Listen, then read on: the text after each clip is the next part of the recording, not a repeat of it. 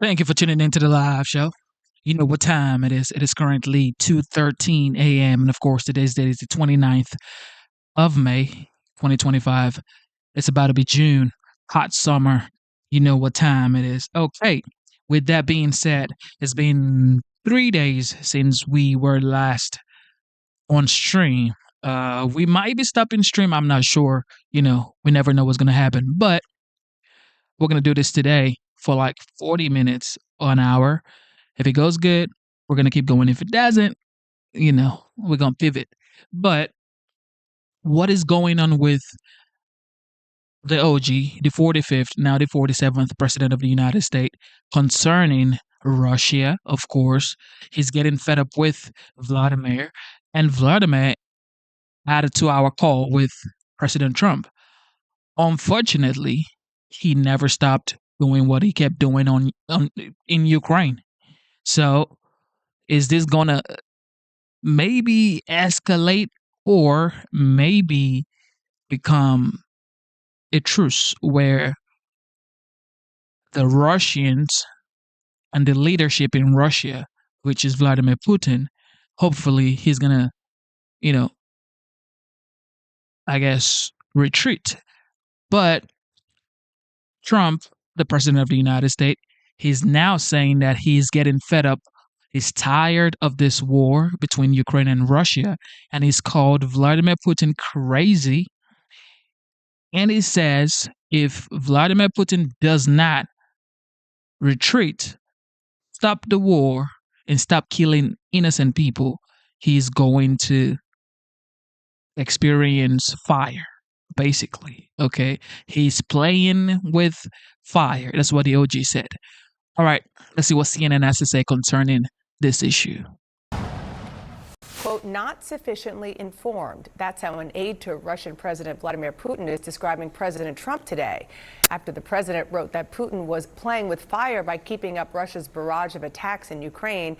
The aide told Russian state TV, quote, Trump says a lot of things. Naturally, we read and monitor all of this, but in many ways, we have come to the conclusion that Trump is not sufficiently informed about what is really happening in the context of the Russian-Ukraine confrontation. CNN is also now reporting that President Trump is losing patience and considering new sanctions on Russia. It is a stunning change in tone between the White House and the Kremlin and the two presidents who once appeared to regard each other warmly. My panel is back. Audie?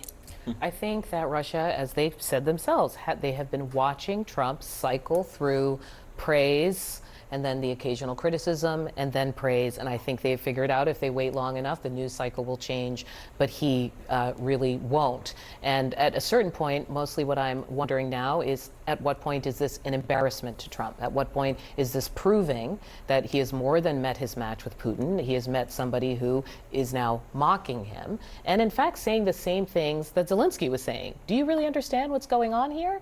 And Trump turned to him and basically said, you don't have all the cards, be quiet. What does he say to Putin? What does this look like? I'm going to leave it to the reporters to tell me. But it just seems to me a giant question mark, and there is no one else to blame. It's not a Biden did it. It's not anything else. Everything that happens with him and Putin now is on Trump. Well, his interest, and he said this many times, is winning a Nobel Peace Prize, and then the peace deals that make that possible would be nice. And what did he run on? Ending the war in one day. He later said that was sarcastic. So if they're assessing this and saying he seems to have a political goal here that he can't achieve, and that's not that relevant because he's not running for re-election, then we can go very far in manipulating the situation. I think that's a good read of it. And this has really become background news politically. You're districts, I'm in districts. You don't hear people talking about this war every day. They were outraged, some of them, what happened in the Oval Office with Zelensky.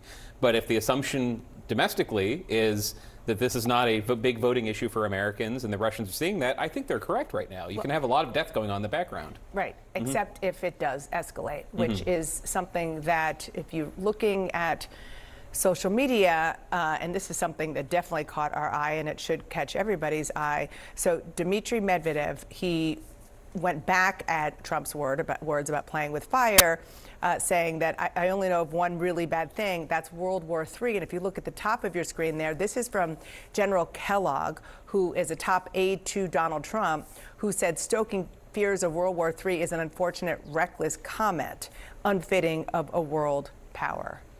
Well, obviously, Donald Trump has talked about World War III, talked about it almost daily on the campaign, and saying that if he came into office, he would be the only person who could stop World War III from happening. These are threats happening between that these are happening two online. powers. I do want to kind of go back to Audie's point, because I actually think that that's where we are in terms of the two world leaders, which is how long is Donald Trump willing to be embarrassed by the Kremlin or by Vladimir Putin. And what you've seen is it's not just the escalation of attacks. Obviously, we've seen that before. It's the fact that the escalation of attacks came after Donald Trump spoke for 2.5 hours on the phone with Putin, and after Donald Trump said that Putin still wants peace. We were also told that on that phone call that Putin had committed to drafting what he was calling a memorandum of peace, which was just what Russia's list of requirements would be for a Ukrainian ceasefire. He said he'd have that to the U.S. and to Ukraine in a number of days. It's been over a week, and nobody has that. Not that the demands have even changed. Not that the demands it's have the exact changed, same but thing they've been the asking fact for. is that Donald Trump sat on the call. Vladimir Putin said this to his face.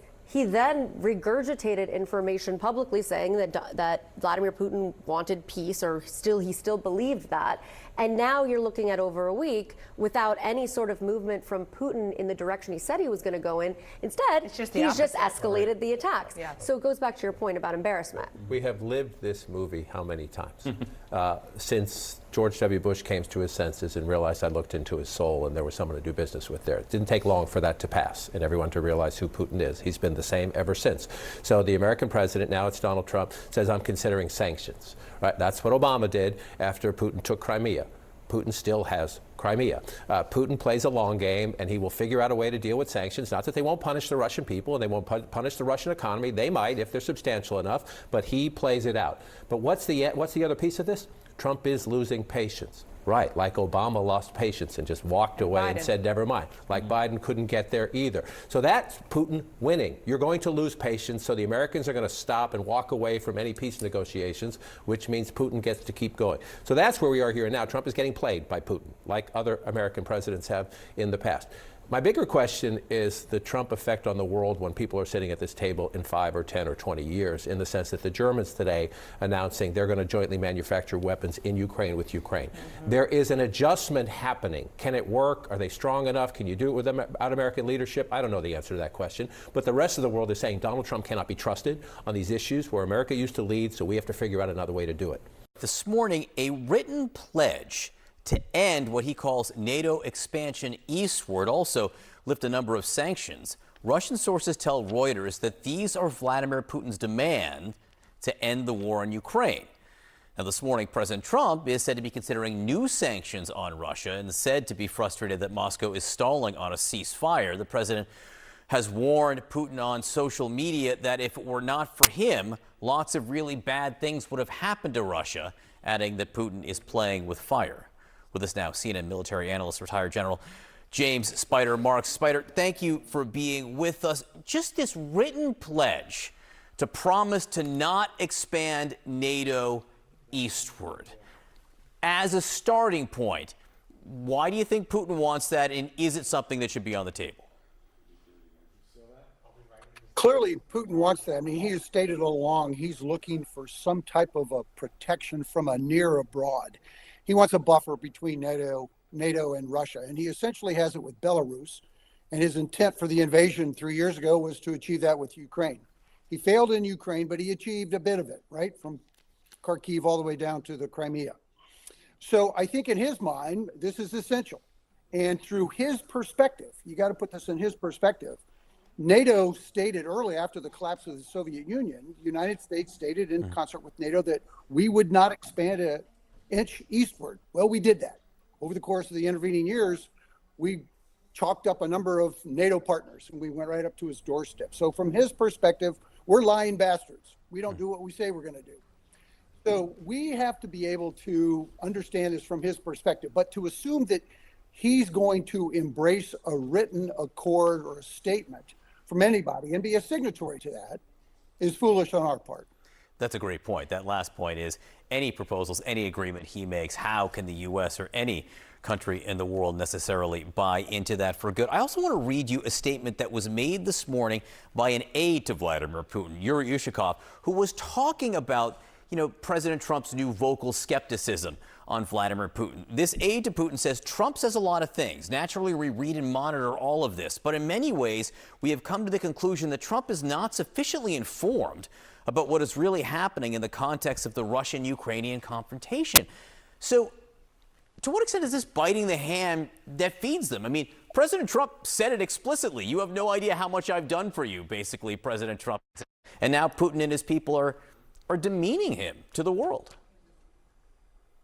Yeah, it makes no sense. I mean, look, President Trump essentially called President Zelensky a jerk in the White House. And I know they noticed that. Russia noticed that.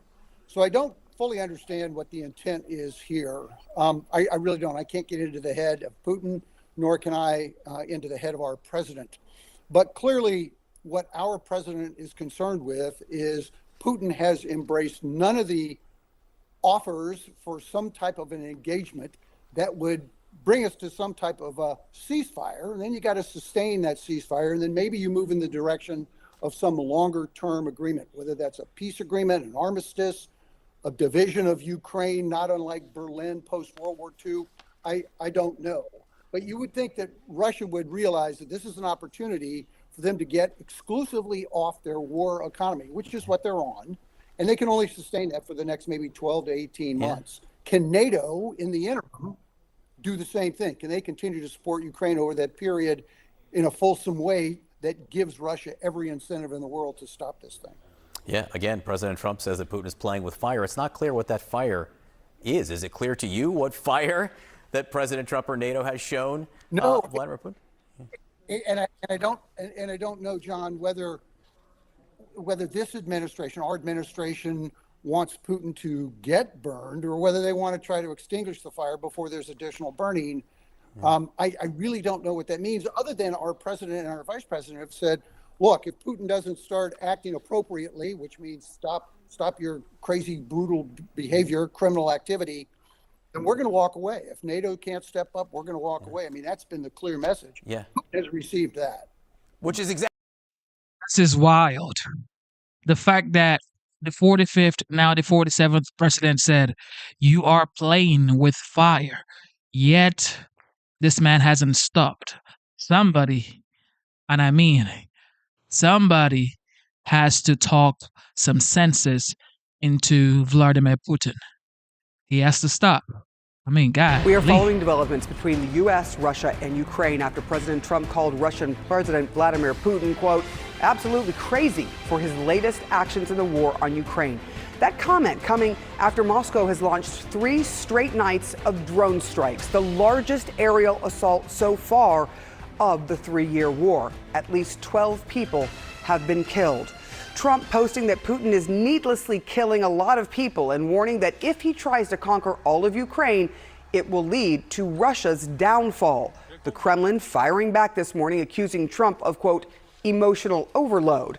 But Trump also had some criticism for Ukrainian president after Volodymyr Zelensky accused the U.S. of silence following this weekend's attacks. Trump said that, quote, everything's out of Zelensky's mouth causes problems. I don't like it, and it better stop, he said. CNN's Kevin Liptak joins me now from the White House.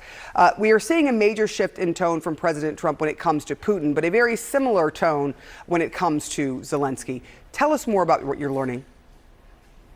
Yeah, and these comments about Putin, I think, are very significant for a president who more often than not is offering a conciliatory message towards the Russian president. These comments really stood out, and I think the timing here is quite notable. You know, it was only 1 week ago that President Trump and President Putin spoke on the telephone. Afterwards, the president essentially taking Putin at his word that he's still interested in a peace agreement, despite Putin maintaining all of these maximalist demands to end the war. Now the president adopting quite a harsh tone towards the leader in Moscow. Listen to what the president said.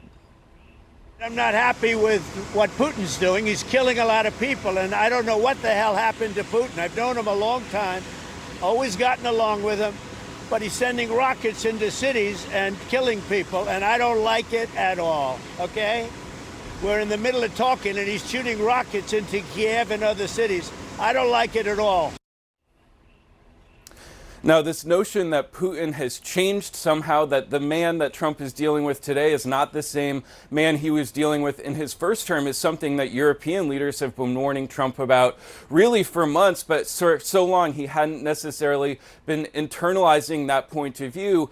Now, I think the question is how Trump moves forward. You know, there is not a lot of evidence that Putin really cares what Trump or any other world leader thinks or is saying about him. The question is all about action. Does, for example, the president apply new sanctions on Russia? He said yesterday that absolutely he was willing to do that, but he has also been saying for months that this is on the table, but so far he's stopped short of putting any new measures onto Moscow. There's also a question of what's left to sanction in Russia that could potentially have any effect on this war. There's also a question of whether President Trump will send new military assistance to Ukraine. You know, he has not approved any new military assistance packages to Ukraine since taking office. He hasn't spent the roughly $4 billion that remains of what Congress has authorized. Based on his comments yesterday about Zelensky, it's not clear that he's willing to go that route. Or this third option, which I think is perhaps more likely based on what the president's saying, does he continue to try and absolve himself of any responsibility for trying to end this conflict? He did suggest after that phone call with Putin that it would be up to Putin and Zelensky to come up with any solution. And he said last night that this is a war that is Zelensky, Putin's, and Biden's wars, not Trump's, and that he was only helping to put out the big and ugly fires. Sarah. Kevin Liptak, with a mouthful, a lot going on there. Thank you so much. Erica? Well, with this new wave of deadly Russian strikes combined with the comments from President Trump in the Kremlin this morning, could this mean that any hope of a ceasefire is now even further away? CNN's Nick Robertson joining us now. So, Nick, the comments from President Zelensky talking about the silence on the part of the U.S. encouraging Putin, some of the most direct remarks that he has made, not sitting perhaps well. What does this do to any potential talks? Look, I think the reality is that the potential talks were talks. They weren't a reality and a real immediate path to a meaningful ceasefire. President Putin has been offered that. In fact, President Trump has told him over more than the past 2 months that he wants him to agree to an unconditional ceasefire the same way that Ukraine has. And Putin has punted that, has kicked the can down the road. But what we've witnessed this weekend is a very, very clear message coming from the Kremlin. You have the Kremlin spokesman today, not just accusing President Trump of emotional overload, but stating very, very clearly that President Putin makes decisions that are in Russia's national security and interest. And what that meant was, on Friday, despite the fact that there was underway 3 days of the biggest prisoner exchange so far, which incidentally Friday President Trump hinted that this may be the path to something much bigger, hinting that the path to peace may be open. What does President Putin do on Friday evening? A 250 missile and drone salvo into Ukraine, killing 13 people, then doubles down on that Saturday into Sunday, 367 missiles and drones. That's the biggest number ever since the war began. That's and then wild, right? Last night, after President Trump has spoken and criticizing Putin, calling him going crazy, Putin then launches 355 drones into Ukraine, which is the biggest drone attack so far since the war. So the message is very, very clear, and dare one say even consistent, coming from the Kremlin. That is, they're not engaging on the narrative for peace, not in a meaningful way. They're kicking around the edges of it, and in the meantime, kicking Ukraine. And if there's anywhere where there are emotions, they're very raw in Ukraine, particularly with the people who've fallen victim over this weekend. One woman who's sort of standing in the rubble of the remains of her property said, "I wish President Trump was here to see this." So it's not just President Zelensky hoping that President Trump really gets a clear-eyed view of what's happening in Ukraine. It's the Ukrainian citizens as well. And yes, they do want US help, and there will be a hope that perhaps President Trump's comments now about Putin mark a significant change. I'm not sure if anyone's holding their breath in Ukraine, though. So in the wake of Russia's deadly aerial attack on Ukraine overnight, its largest since the war began, US President Donald Trump issued a strong rebuke of his Russian counterpart, saying Putin has gone absolutely crazy. And now the US president says he will absolutely consider sanctions. So if he does that, how might additional sanctions change the direction of this war? Well, let's see if he actually does that, because he's said that many times in the past and done nothing. It's also notable that in that statement that he also attacked Zelensky for having the nerve to be the victim of Russian aggression. And I think that I'm skeptical that Trump will actually put in sanctions, but if he did, then it would be secondary sanctions designed to undermine Russia's access to oil and energy supplies, to drive up, to reduce the cost of oil and energy supplies, undermine the Russian economy, undermine their ability to sustain a wartime economy, and that would be a positive step. But I am dubious that he'll actually do anything on this occasion. So, Malcolm, what is the situation on the battlefield right now? How vulnerable is Ukraine, and how strong militarily is Russia right now? Well, essentially what you're seeing is Russia making creeping, grinding progress in the central eastern area near Donbass, around Pokrovsk and Dnipro. They're slowly taking more territory, though at great cost in terms of lives lost. They've also got a force that they've built up in Belarus that potentially could be used to open up a second front towards Kharkiv. That if that happens, then that could undermine Ukraine's ability to sustain their forces and sustain their defense in the eastern area around Pokrovsk. So I do think the Russians are getting set for a summer offensive. They will not find it easy to take territory, but it largely does depend on whether the West continues to support Ukraine. I think Europe will, but I'm not so certain about the United States. If the Trump administration does walk away from the Ukraine war, as they've suggested they might, then the question must be asked is, do they cancel out any military aid and intelligence sharing? That would then put Ukraine in a very difficult situation indeed. They will then have to withdraw from certain areas and abandon them to the Russians.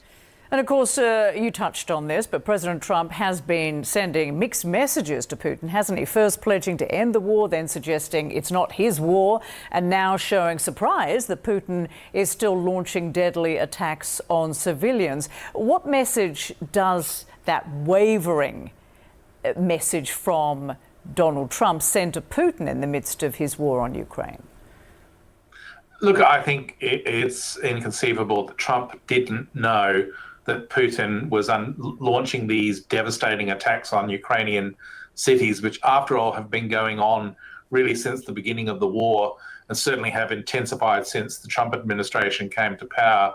So I think this notion that somehow President Trump is surprised and that Putin has gone crazy is farcical. I think that Trump is just trying to avoid making some hard decisions about how far he goes to penalize Russia, if any, in any way, in terms of whether he does anything at all. And I think that it's the messages, though, that it's sending to Putin from Trump is one of weakness and lack of resolve. The fact that Trump is not prepared to actually impose cost on Russia is being received by Putin in Moscow, and I have to say by Xi Jinping in Beijing, that the US president lacks resolve, is weak and unwilling to stand up to a threat. So this is rather a cause for concern in the broader scheme of growing strategic risk around the world. Whoa.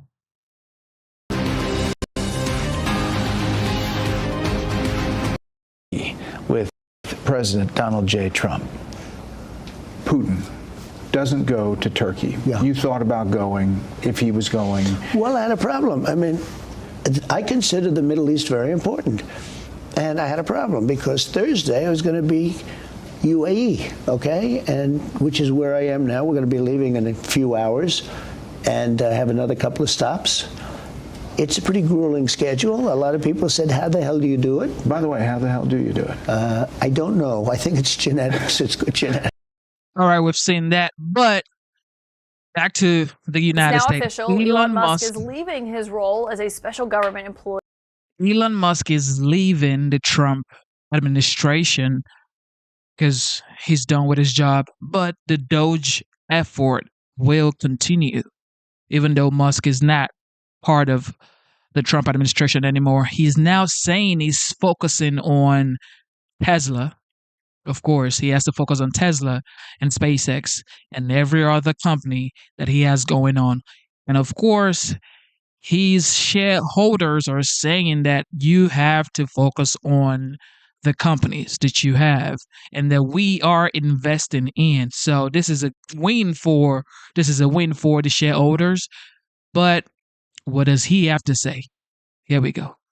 In the Trump administration, with a White House official confirming to me tonight that he is going to start the offboarding process this evening, which essentially includes paperwork. It's not totally clear what else. But we did see Musk post this on his own website saying, as my scheduled time as a special government employee comes to an end, I'd like to thank President Trump for the opportunity to reduce wasteful spending. The DOGE mission will only strengthen over time as it becomes a way of life throughout government. This is all coming as Musk has recently tried to distance himself from the administration to a degree, including when he criticized the president's big, beautiful bill, something the president was asked about today and essentially shrugged off. Well, reactions, a lot of things. Number one, we have to get a lot of votes. We can't be cutting. We need to get a lot of support, and we have a lot of support. We will be negotiating that bill, and I'm not happy about certain aspects of it, but I'm thrilled by other aspects of it. That's the way they go. It's very big. It's the big, beautiful bill, but the beautiful is because of all of the things we have. Here's what Elon Musk had to say about that bill, which the Congressional Budget Office has estimated would add more than $3 trillion to the federal deficit. I was disappointed to see the massive spending bill, frankly, which increases the budget deficit, not just decrease it, and undermines the work that the DOGE team is doing. I think a bill can be big or it can be beautiful, but I don't know if it can be both. My personal opinion. My source on all of this tonight is the veteran tech journalist, Kara Swisher. And Kara, it's great to have you here. What do you make of Elon Musk officially leaving his role that he is tonight? Well, it's a long goodbye, isn't it? I mean, he seems to be leaving and going out. He needs to work on his company. This was inevitable that he was not going to stay there very long. And it pushed along by the fact that his businesses are a bit in distress. And so he needs to pay attention and do his actual job. Do you think he's actually leaving?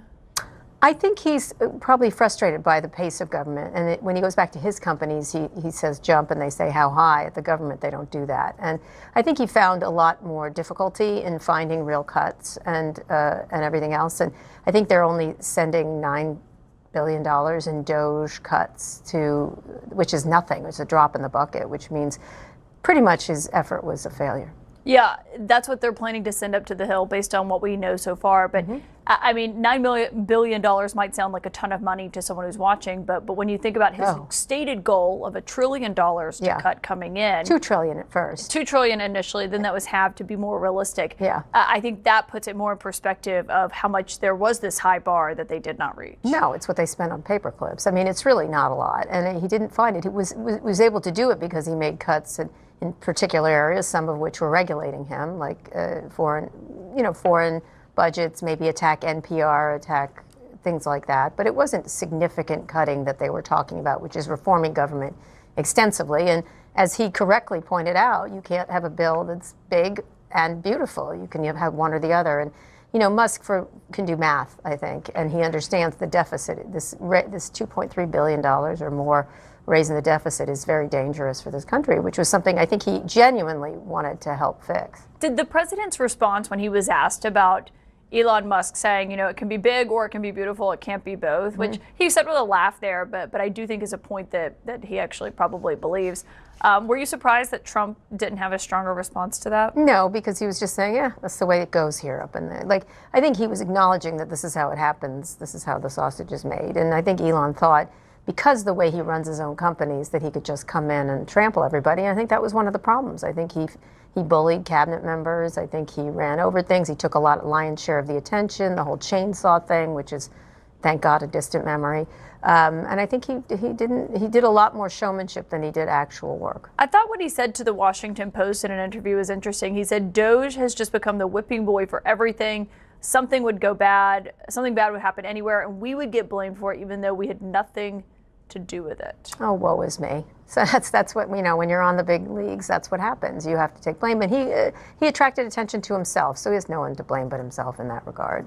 I mean, he wanted the attention, he wanted the power, he showed up in cabinet meetings, and then he was mad that people didn't agree with him and then started to complain about him, either on the record or off the record. So he's whiny like that in lots of ways. Everyone's out to get him, whether it's Sam Altman or people who don't like Teslas or Elizabeth Warren. It doesn't matter. He's always got some victimization thing going on. Did it stand out to you that he wasn't wearing the typical hat that he's been donning in a lot of the cabinet meetings, the MAGA hat or anything about Trump? No. And instead he's wearing the shirt. Occupy Mars. He wears that a lot. That's actually something he wears a lot. No, I think he'll still be around. I think they'll still want him for the money. There's very few people who can write a check that big for particular things. Actually. There's a lot of rich people, possibly a lot of easier to deal with rich people, I guess. But there's no one who could who really would bet that much, make that much of a bet like Elon does. And that is one attribute he has. His ability to take risks is higher than most people. Yeah, and it's not like he's totally gone from Trump's orbit. I mean, he was just in the Oval Office when the South African leader was there, and sure obviously had a huge influence on how that went down. Clearly, absolutely. I think he'll be able to call Trump up, but I suspect they found him a bit of a nuisance. That's what I understand from people there. You mentioned his other companies, and today we saw a group of Tesla investors send a letter to him, urging him to commit to at least 40 hours a week running the company, saying his outside endeavors appear to have diverted his time and attention from actively managing Tesla's operation, as any other chief executive officer or publicly traded company would be expected to do. Correct. I know, that's the thing, is can we please have 40 hours of your week, which is kind of ridiculous. And Tesla's really got some real challenges going forward, including finding a car that people want to buy. Now, the original car is amazing, but you don't rely on a single car. You have to continue to innovate. And he's dropped the ball there, and others have taken it up. And now he's in a real jam, actually. Yeah, he seemed to acknowledge that himself, that he spent maybe too much time on politics recently, saying, he did blame the media a bit, saying the media is going to overrepresent any political stuff. He said, it's not like I left the companies, it was just relative time allocation that probably was a little too high on the government side. Oh my God, he was tweeting every 5 minutes all about politics. Come on, he always blames other people. Look at his Twitter storm that he used to have all the time. Now he's tweeting about his businesses mostly, but he spent all his time in a look at me situation. Here I am in the front row of the inauguration. Here I am jumping up and down on a stage. Here I am in the cabinet meeting. He has no one to blame but himself on the problems at Tesla. And the fact that competition exists, and that's what's happened here. Well, and on I think some people may hear this and say, well, he was trying to do good. He was trying to find fraud in the federal government. But I was listening to Steve Bannon last week, and he was essentially saying, Republicans are trying to cut whatever they can from Medicaid for this bill. They're getting blamed by Democrats. He's like, where is DOGE? They were supposed to go after that or go after the Pentagon budget. Instead, they went after smaller projects that didn't net, the huge fraud people were expecting. I think he's right. It was a lot of jazz hands and exhausting jazz hands. And he sucked up all the attention. And so if he was going to act like a heat shield, don't be surprised that you get burned. That's my feeling. And, one of the things, he's still going to be a successful business person. One of his companies, Neuralink, just got a big funding. People, I wouldn't bet him out in the car business, although he has a much tougher road there. Obviously, Starlink has challenges, but it's doing really well. The space stuff is really interesting. I mean, if he devotes himself to that, he would be great. But this is going to be probably years from now seen as an alleyway he went down that just didn't work out quite as well for him. Does it surprise you at all that this did not end in a massive blow up between Elon Musk and Trump that some people predicted might happen? I don't know, TK, right? He starts by little criticisms. And I think I do tend to agree with him on the tariffs and free trade. Again, he can do math. Deficits are a real problem for this country. And here we have this big, beautiful bill that's going to raise them rather substantially, which is mortgaging the future of our children. It just is. Media has been waiting for this day where Elon, of course, exits the Trump administration Doge team, but he has a cap on how many days he could work anyway as a special government employee. But here we go, the media spinning stuff. But another issue concerning Liberation Day. U.S. court has now blocked Trump's Liberation Day tariffs, saying it's unconstitutional. Listen to this. federal court has just blocked the bulk of President Trump's sweeping global tariffs from going into effect. The ruling comes from the U.S. Court of International Trade in Manhattan. It's a unique and relatively low-key division of the federal judiciary, but tonight it is flexing its authority in a big way. The three-judge panel ruled in favor of an injunction against the tariffs which have roiled worldwide financial markets in recent months. Unclear right now whether the injunction is temporary or permanent, but the decision is potentially massive political, economic, and legal repercussions. Just moments ago, White House Deputy Chief of Staff Stephen Miller wrote online, "The judicial coup is out of control." I'm joined now by former federal prosecutor Ellie Honig and former senior advisor to President Obama, David Axelrod. Ellie, is this a judicial coup? What is this court? No, this is a fully legitimate federal court. I should note, this was a 3-0 opinion. The 3 judges on this court were appointed by President Reagan, President Obama, and President Trump. So I don't know where they're getting this coup language from. This is a huge setback for Trump and his administration. As big a deal as the tariffs were, this is as big a deal in the opposite direction. It essentially pauses for now, rules illegal and unconstitutional, almost all of the tariffs that have been in place. And the core of the ruling is this. Typically, it is Congress that controls the tariff power. However, Congress can pass laws giving that power to the president in certain instances. They did that years ago in a statute called the IEPA, the International Emergency Economic Powers Act.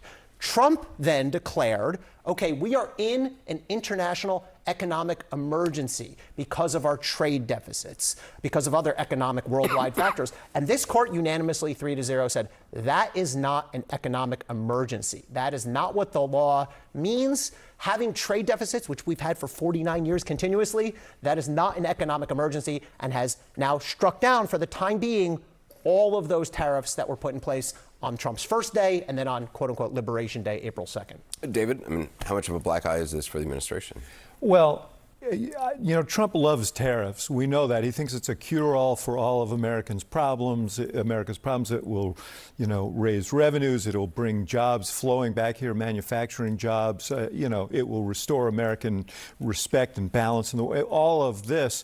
But, in a weird way, I mean, in the short run, I think it creates a lot of havoc because everyone's trying to figure out when this, in the long run, it could save him from himself because these tariffs are bad economic policy, and these tariffs could raise costs on Americans. They're already starting to, so if the result of it is he's stymied in doing something that's going to raise costs for people, it may be a black eye, but it may also be a break for him. Ellie, just legally, what's the recourse for the White House here? So like any other federal case, this will be appealed. I think the first thing the White House is going to do is ask the Court of Appeals, which in this case is called the Federal Circuit. Usually the circuits are 1st through 11th. This is separate.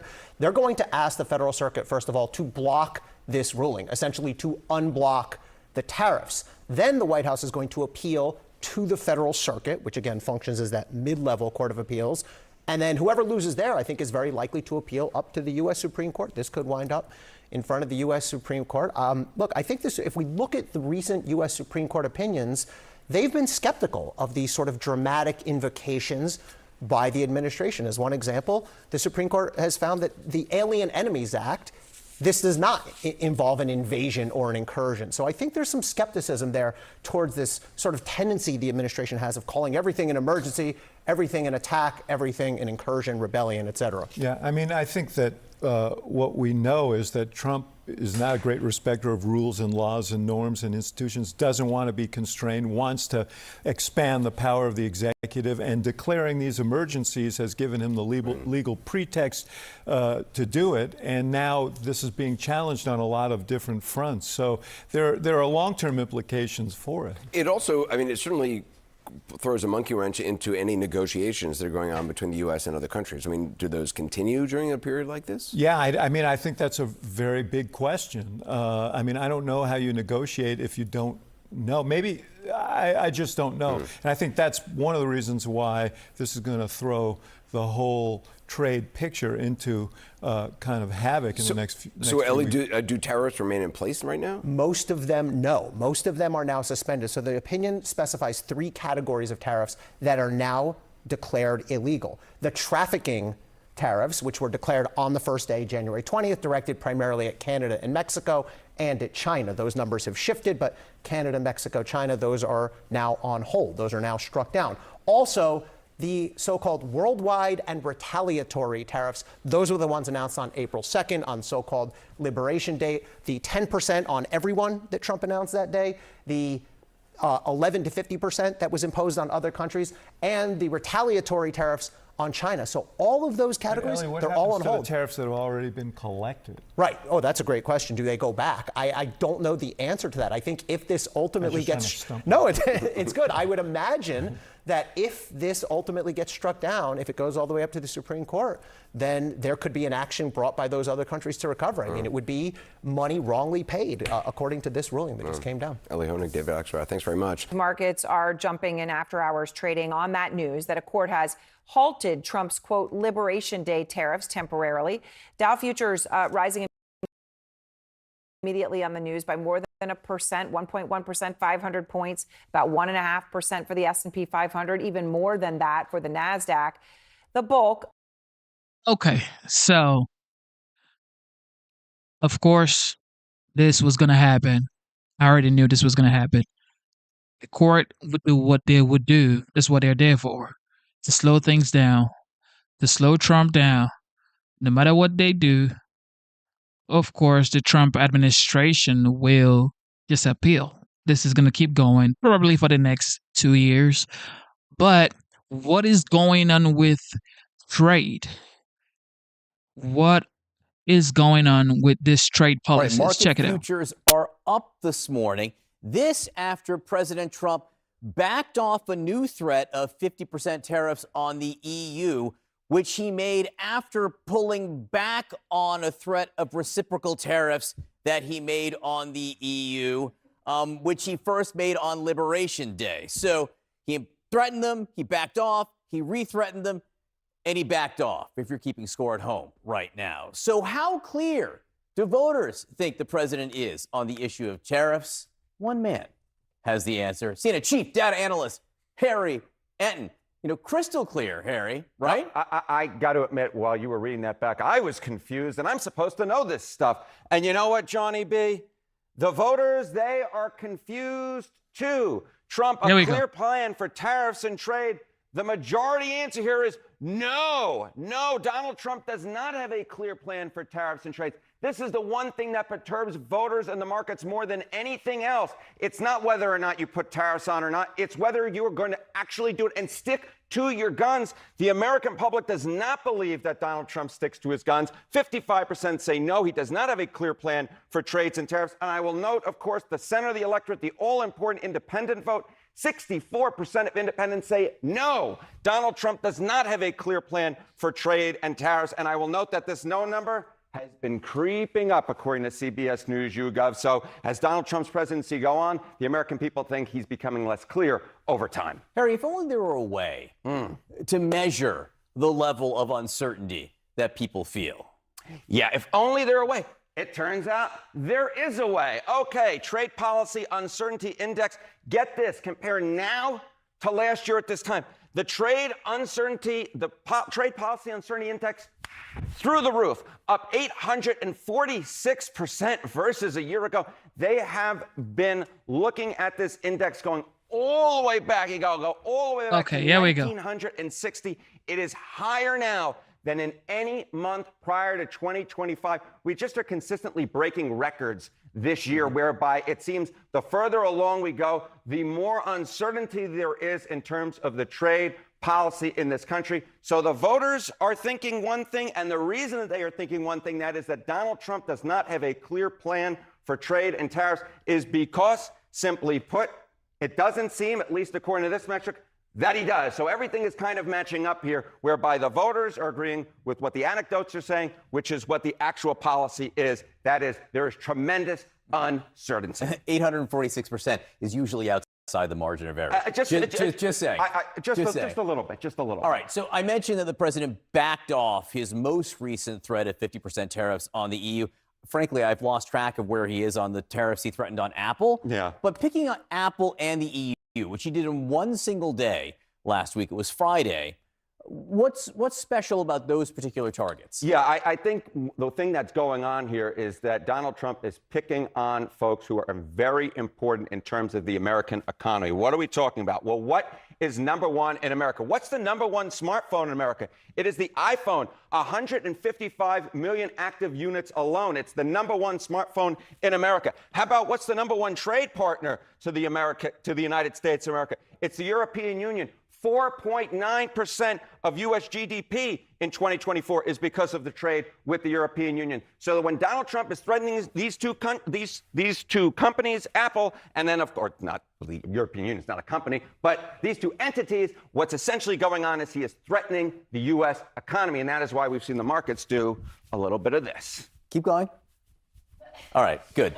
That made coming in today worthwhile. Harriet, thank you very much for all of that. Kate? You totally read my mind. I was like, how long will it go? All right, Harry, you can stop now. A trade loophole closed on Friday, and it could have a massive impact for American consumers. Okay, thank you.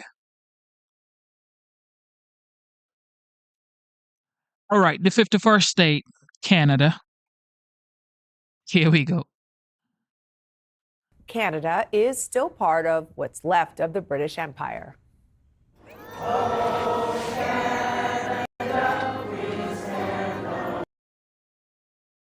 Oh my goodness.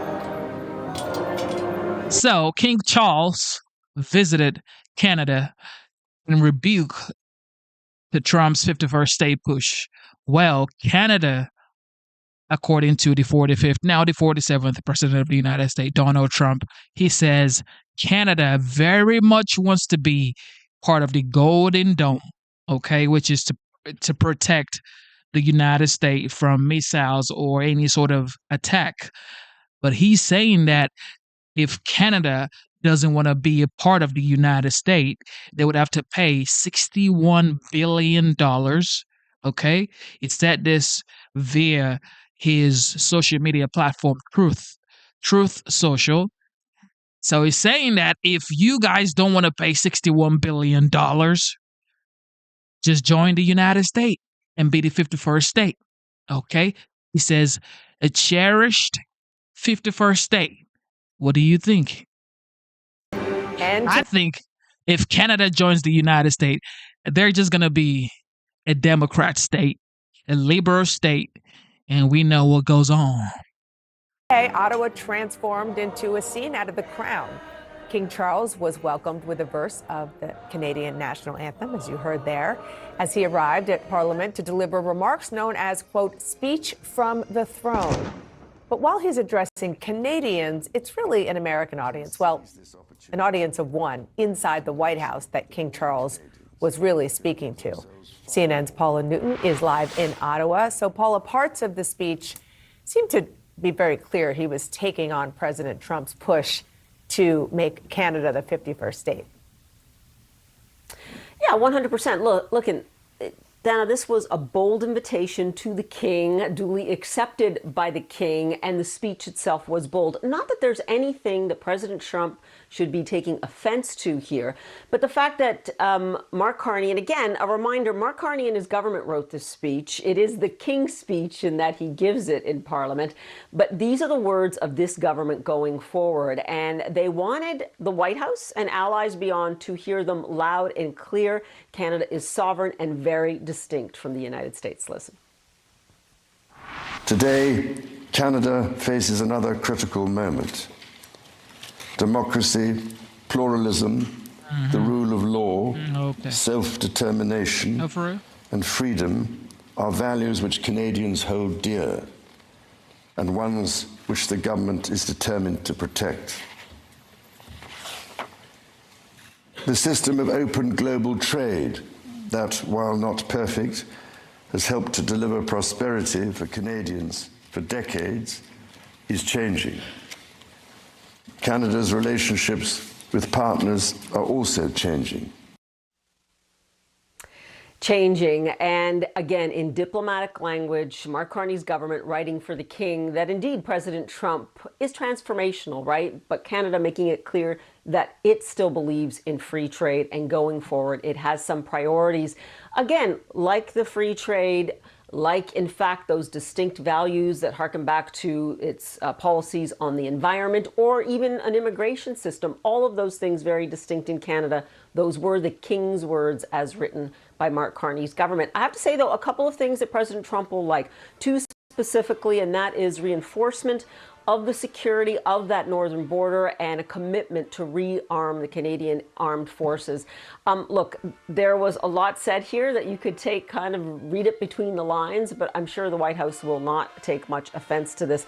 And again, they did point out that there is a lot that brings these countries closer together. King Charles' speech, certainly a commitment to, in his words, keeping Canada free and sovereign. Before I let you go, let her go. Two details of much lesser importance, but I think they're fascinating because Isaac was asking and I didn't know the answer, but you did. The throne and the carriage. Can you talk about those? All in storage here, and they are kept here before for the Queen and now for the King and Queen. They are kept here in Canada. They bring them out. They polish them specifically for these occasions. There aren't many of them, but even that royal carriage, right? And also the spectacular RCMP musical ride. They escorted the Queen and the King. They have been practicing like mad. This was a quick visit, less than Practicing like mad. Okay. All right. Thank you. All right. What is going on with Sean Diddy Holmes? Okay. Brother Love. Yeah, I remember. I don't know. Maybe some of you remember, but Sean Diddy Combs changed his name to Love. And he also sort of kind of started a new company, Love Records. Everybody knows he was the pioneer, the founder of Bad Boy Records. I don't know if you guys remember Bad Boy Records, but this is the same record company that signed Biggie Smalls. Biggie, okay? If you lived in the 80s and 90s, you know Biggie Smalls, okay? And Tupac, okay? He didn't sign Tupac, he signed Biggie. But that was a big rivalry back then, hip-hop and all that kind of stuff. But now, Sean Diddy Combs is going through a lot, okay? Court cases, allegations, alleged doings and stuff, which some people say are just unbelievable, are really, you know, some of them are unthinkable. The things that people are saying about Diddy right now, it's like this man is the devil himself. But you know, money, I'm telling y'all, money's very powerful. When you have money sometimes, and I'm not saying you got like $10,000. I'm saying like some type of money that you just have that you never see the end of your money. It just changes you, boy. It changes you, boy. Okay, yeah. Here we go. Sean Diddy Combs' male escort is now apologizing to Cassie. Listen to this. Stage name, The Punisher, to the jury. Sheree Hayes is his real name and one of the few witnesses to give an uncensored look inside Diddy's freak-offs.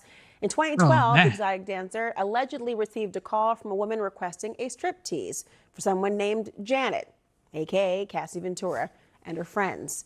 Hayes says he believes Cassie found him through his GetPunished.com website. Oh my At their God. first meeting, Hayes said Cassie told him her and her husband liked to create a sexy scene, one that her husband would eventually come out to watch. And during that first encounter, Diddy allegedly gave mostly subtle directions. The compensation for that rendezvous, $2,000. Under cross-examination, Hayes testified that Cassie did not appear uncomfortable during their encounters.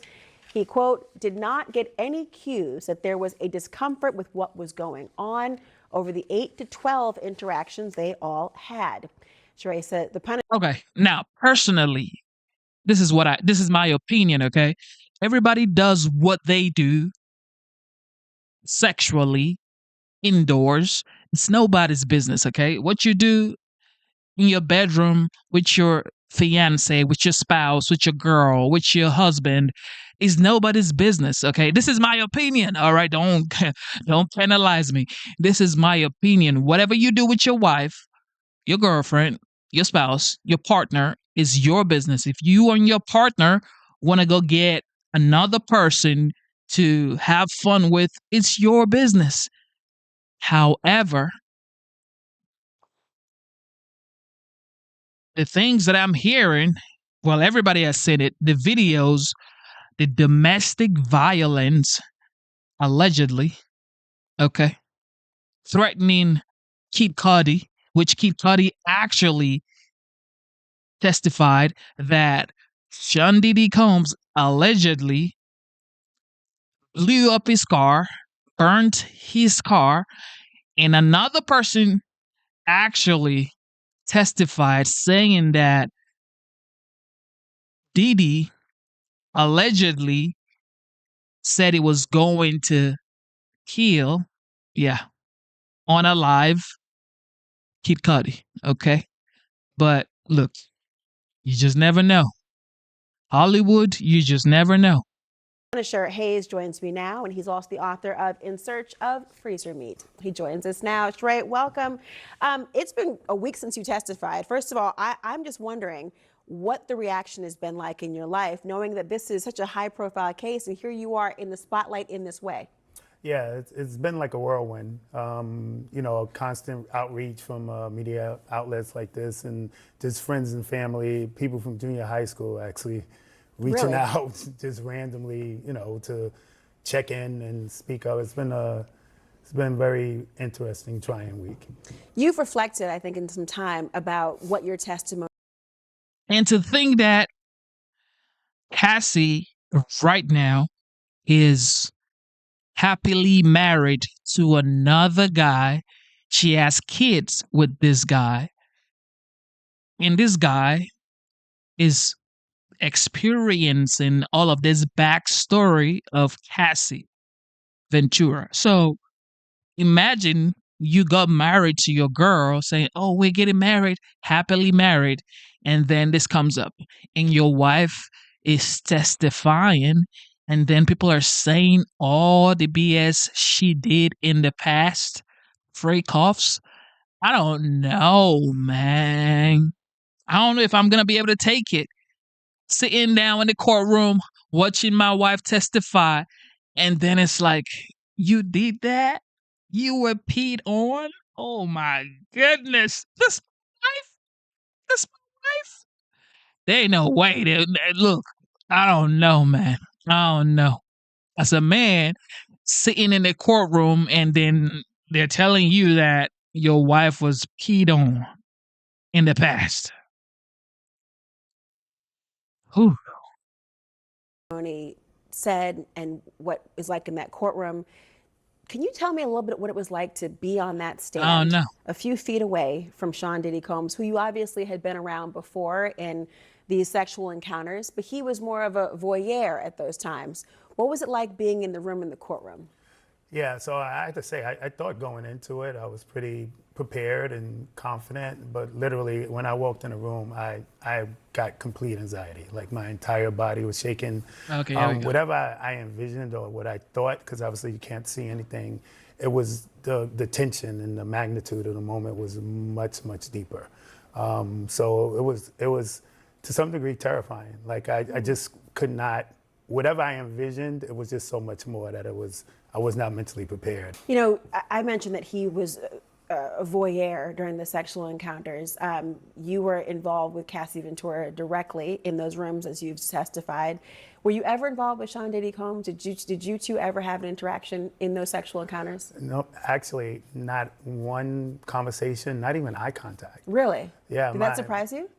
Well, it was told to me immediately, like on the first encounter, that I was instructed to not look at him, not acknowledge him, not have any interactions with. By Cassie? Yeah, by Cassie. So those were the instructions. So I did my best to follow them to the best of my ability because, you know, initially I did not know who they were. And so I just saw it as an opportunity. I see this stunningly beautiful woman and, you know, $2,000 for this type of interaction was, you know, kind of like a no-brainer in terms of it. So I wanted to follow the directions as much as possible. So yeah, right. There was literally no interaction, I didn't even look directly at him. Because normally you are a dancer, and this was an interaction that would have resulted in sexual intercourse. Exactly. So Okay. yeah, Oh, so God. this is nuance. It's not something that happens. You know, I've done thousands of parties. This is the only time I was propositioned with something like this, and it was in such magnitude. Like we're in the Trump Hotel, it's like these huge suites, and you can tell this is a very high profile couple. So I just wanted to be as professional for the scenario as I would assume was required. Did you ever travel outside of New York with them? I did not. When you were engaged in this encounter and intimate with Cassie Ventura, as you've said on the stand, you were asked about whether you had any notice or any idea how she felt about the interaction, whether she was consenting, whether she was uncomfortable in any way. You testified you did not feel as though she was uncomfortable at all. Can you explain? Yeah, so there was always, like, before the sexual activity, there was always, like, downtime. So I would be greeted by Cassie, kind of put in a room, and we would have casual conversation, you know. About how long did that last? 10, 15 minutes, you know, and it would be, you know, consistent. How's work going? How's the parties? How's things? So it seemed like a very cordial, laid back. The truth is, well, this is what people are saying, okay? People are saying that Cassie, well, allegedly, Cassie enjoyed the lifestyle that Diddy provided for her. Because obviously, everybody knows that Sean Diddy Combs is worth hundreds of millions of dollars. You can Google it. Forbes, everybody has said this man is worth hundreds of millions of dollars. Okay? There was a time it was stated that he was worth $1 billion when he did the Ciroc deal or something like that. So Hollywood is saying that, and people outside Hollywood, they're saying that Cassie enjoyed the lifestyle, the cars, parties, the money, the expensive yacht, private jet, and just the accolades of being with person of that caliber. Okay, because Hollywood acknowledges worldwide Sean Diddy Combs is a household name. Diddy is a household name. Everybody knows Diddy, okay? In Hollywood, once you say Jay-Z, Diddy, I mean, those are the two big dogs in Hollywood. So, people are saying that Cassie enjoyed the lifestyle. And maybe that's why she got dragged into all of this. Or did she really get dragged into all of this? That's the question. And was she even held against her will to do any of these stuff? Okay, according to this guy, I haven't heard anything that she was forced to do anything. But, you know, let's keep listening. Situation, and I actually believed that the scenario was real. It was like her birthday. This was something they were doing as a couple that wasn't normal. I mean, that wasn't their norm. And I honestly thought I was the only person they were engaging with. So I had almost a belief that I was, wow, like this is a cool thing. Like I'm the person they're choosing for this kind of fetish type of environment. And nothing seemed illegal to you or anything out of sorts? Not even close. Like I didn't even get any thought of anybody being like under the influence of any drugs or anything. Here we go. So all of those parties, you meant to tell me that you didn't see any sort of substance. Okay. Yeah. Great. It seems like for the circumstance, everybody was just normally in their right state of mind, and this was just something they did for sexual pleasure. You never saw any violence?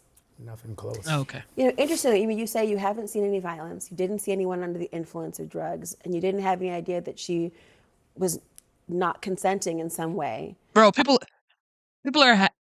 are having cookouts and drinking beer under the influence of beer, okay? At a cookout where families are just having fun and y'all are having freakouts or freak-offs and nobody's under the influence? Okay, great. Why do you think you were called to testify? I'm still trying to figure that out. Like it's after Really? the fact. I'm the only thing that I can kind of maybe think is, there was directions, right? It was in my testimony. It was clear that it was him, I guess, somewhat in control. Not so? overbearingly. I mean, it was said to me this scene we were creating was for her husband, aka God him. dang. So the only thing I can say is maybe they were trying to show another element of control. And even though in my case it wasn't forceful or aggressive, but it's still another dynamic that maybe they were trying to establish. Did you ever see cameras or I did anything being not. filmed? I did not. The rooms were always extremely dim and dark, just candlelit. So it was, if there were cameras, it would have to be some sort of infrared, low light scenario because it was very dark in there. Who paid you? Always Cassie. Did you ever see where the money came from? I did not. Only one time, like I said in my testimony, we were actually engaging in sexual activity, and he threw a stack of $100 bills on the bed. That Cassie turned to him and asked him was everything was fine. And he just said, I'm enjoying it, in so many words. Whoa. And I know that money was collected after the fact and given to me. So that would be the only scenario where I guess money came directly. Oh my God. I'm sorry, yo. I am absolutely sorry. If I got married to a woman like that, I don't know. I don't know, man. I don't know. Look, I do not know. I'm not gonna be sitting in their positions in court and listening to this. What, you enjoying it? And you have my kids? And wait, so the kids are gonna grow up to know that their mom did this? God is great. That's all I can say. God is great. I mean, Kim Kardashian had her own episode in the early 2000s, and she has kids now, and they're living good. I mean, I guess, look, Hollywood, yeah, yeah. Look, no words, okay? Hollywood is Hollywood, ladies and gentlemen. I can't take this BS. From him by way of, slamming it on the bed, like almost like how somebody would do at like at a strip club. How, when you've reflected back on your testimony, do you think that your testimony was helpful to the prosecution or the defense in any way? I mean, going into it, I always thought that because I saw no violence or any outward aggression, I always wondered if this was more beneficial to the defense. But I don't understand the angle of how they're trying to take my testimony and connect it to what they're trying to prove. It's very nuanced what constitutes a RICO and racketeering, and I don't know enough yet. I haven't heard enough to see if my testimony aligns with what they're trying to prove. One thing that Cassie said on the stand was that she wanted Diddy to know that people were not disposable. And it almost sounded like she was talking collectively about everyone involved in these sexual encounters and these so-called freak-offs. Did you yourself ever feel as though you were either disposable or that you yourself were being trafficked in some way or prostituted? No, not trafficked in some way or whatever. There was always pressure in terms of being disposable because obviously I'm there to create something, like a scene, to create an environment. So at times where there was sexual pressure, because it's out of my norm. You gotta perform. I did have a feeling of, okay, you gotta perform, boy. I'm one, scenario where if I don't perform in the right way, if I don't create the right ambiance, then maybe I won't get called back. But that's the most pressure that I had. There was no indication of. I really believe they were just a happy couple, and this was a sexual fetish that they had. Do you ever see them be affectionate during these freak-offs together? I did not. They would never actually interact in front of me. And I'll go back to this. I know this right here may sound freaky or whatever, but my thing is, my opinion is, whatever you do with your spouse, with your partner, behind closed doors, is yours, okay? You can own it. Whatever y'all like to do it. Look, it is what it is. But I'm just concerned for the new husband. Okay, that's what I'm concerned about. His feelings. God. Ooh-wee. It was like kind of a cue where if he needed to speak to her or have some sort of direction with her, he would just stand up and leave the room. And if she saw that, she would follow him out. They would be gone 5-10 minutes. Then she'll come back and we'll resume for the most part. Resume. But no interaction in front of me. No even conversation other than his directions, which were subtle: move the light, turn your body, maybe put more oil. Those type of gestures. What? Did he just say put more oil?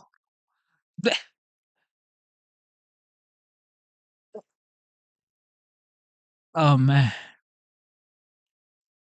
Where if he needed to speak to her or have some sort of direction with her, he would just stand up and leave the room. And if she saw that, she would follow him out. They would be gone 5-10 minutes. Then she'll come back and we'll resume for the most part. But no interaction in front of me. No even conversation other than his directions, which were subtle: move the light, turn your body, maybe put more oil. Those type of gestures in communication. You said you wanted to, after your testimony, feel at peace with what you've said. Knowing what you do now about what Cassie did. I'll stick to my guns, ladies and gentlemen. Whatever you do with your spouse behind closed doors is your business. Okay? People are going to say, well, this is crazy. And a lot of people would have, well, if I'm allowed to say, a threesome with their partners. People do it. Okay? Diddy just happens to be a superstar, a billionaire, or hundreds of millionaires. Okay? He just happens to have money and he happens to, be a star.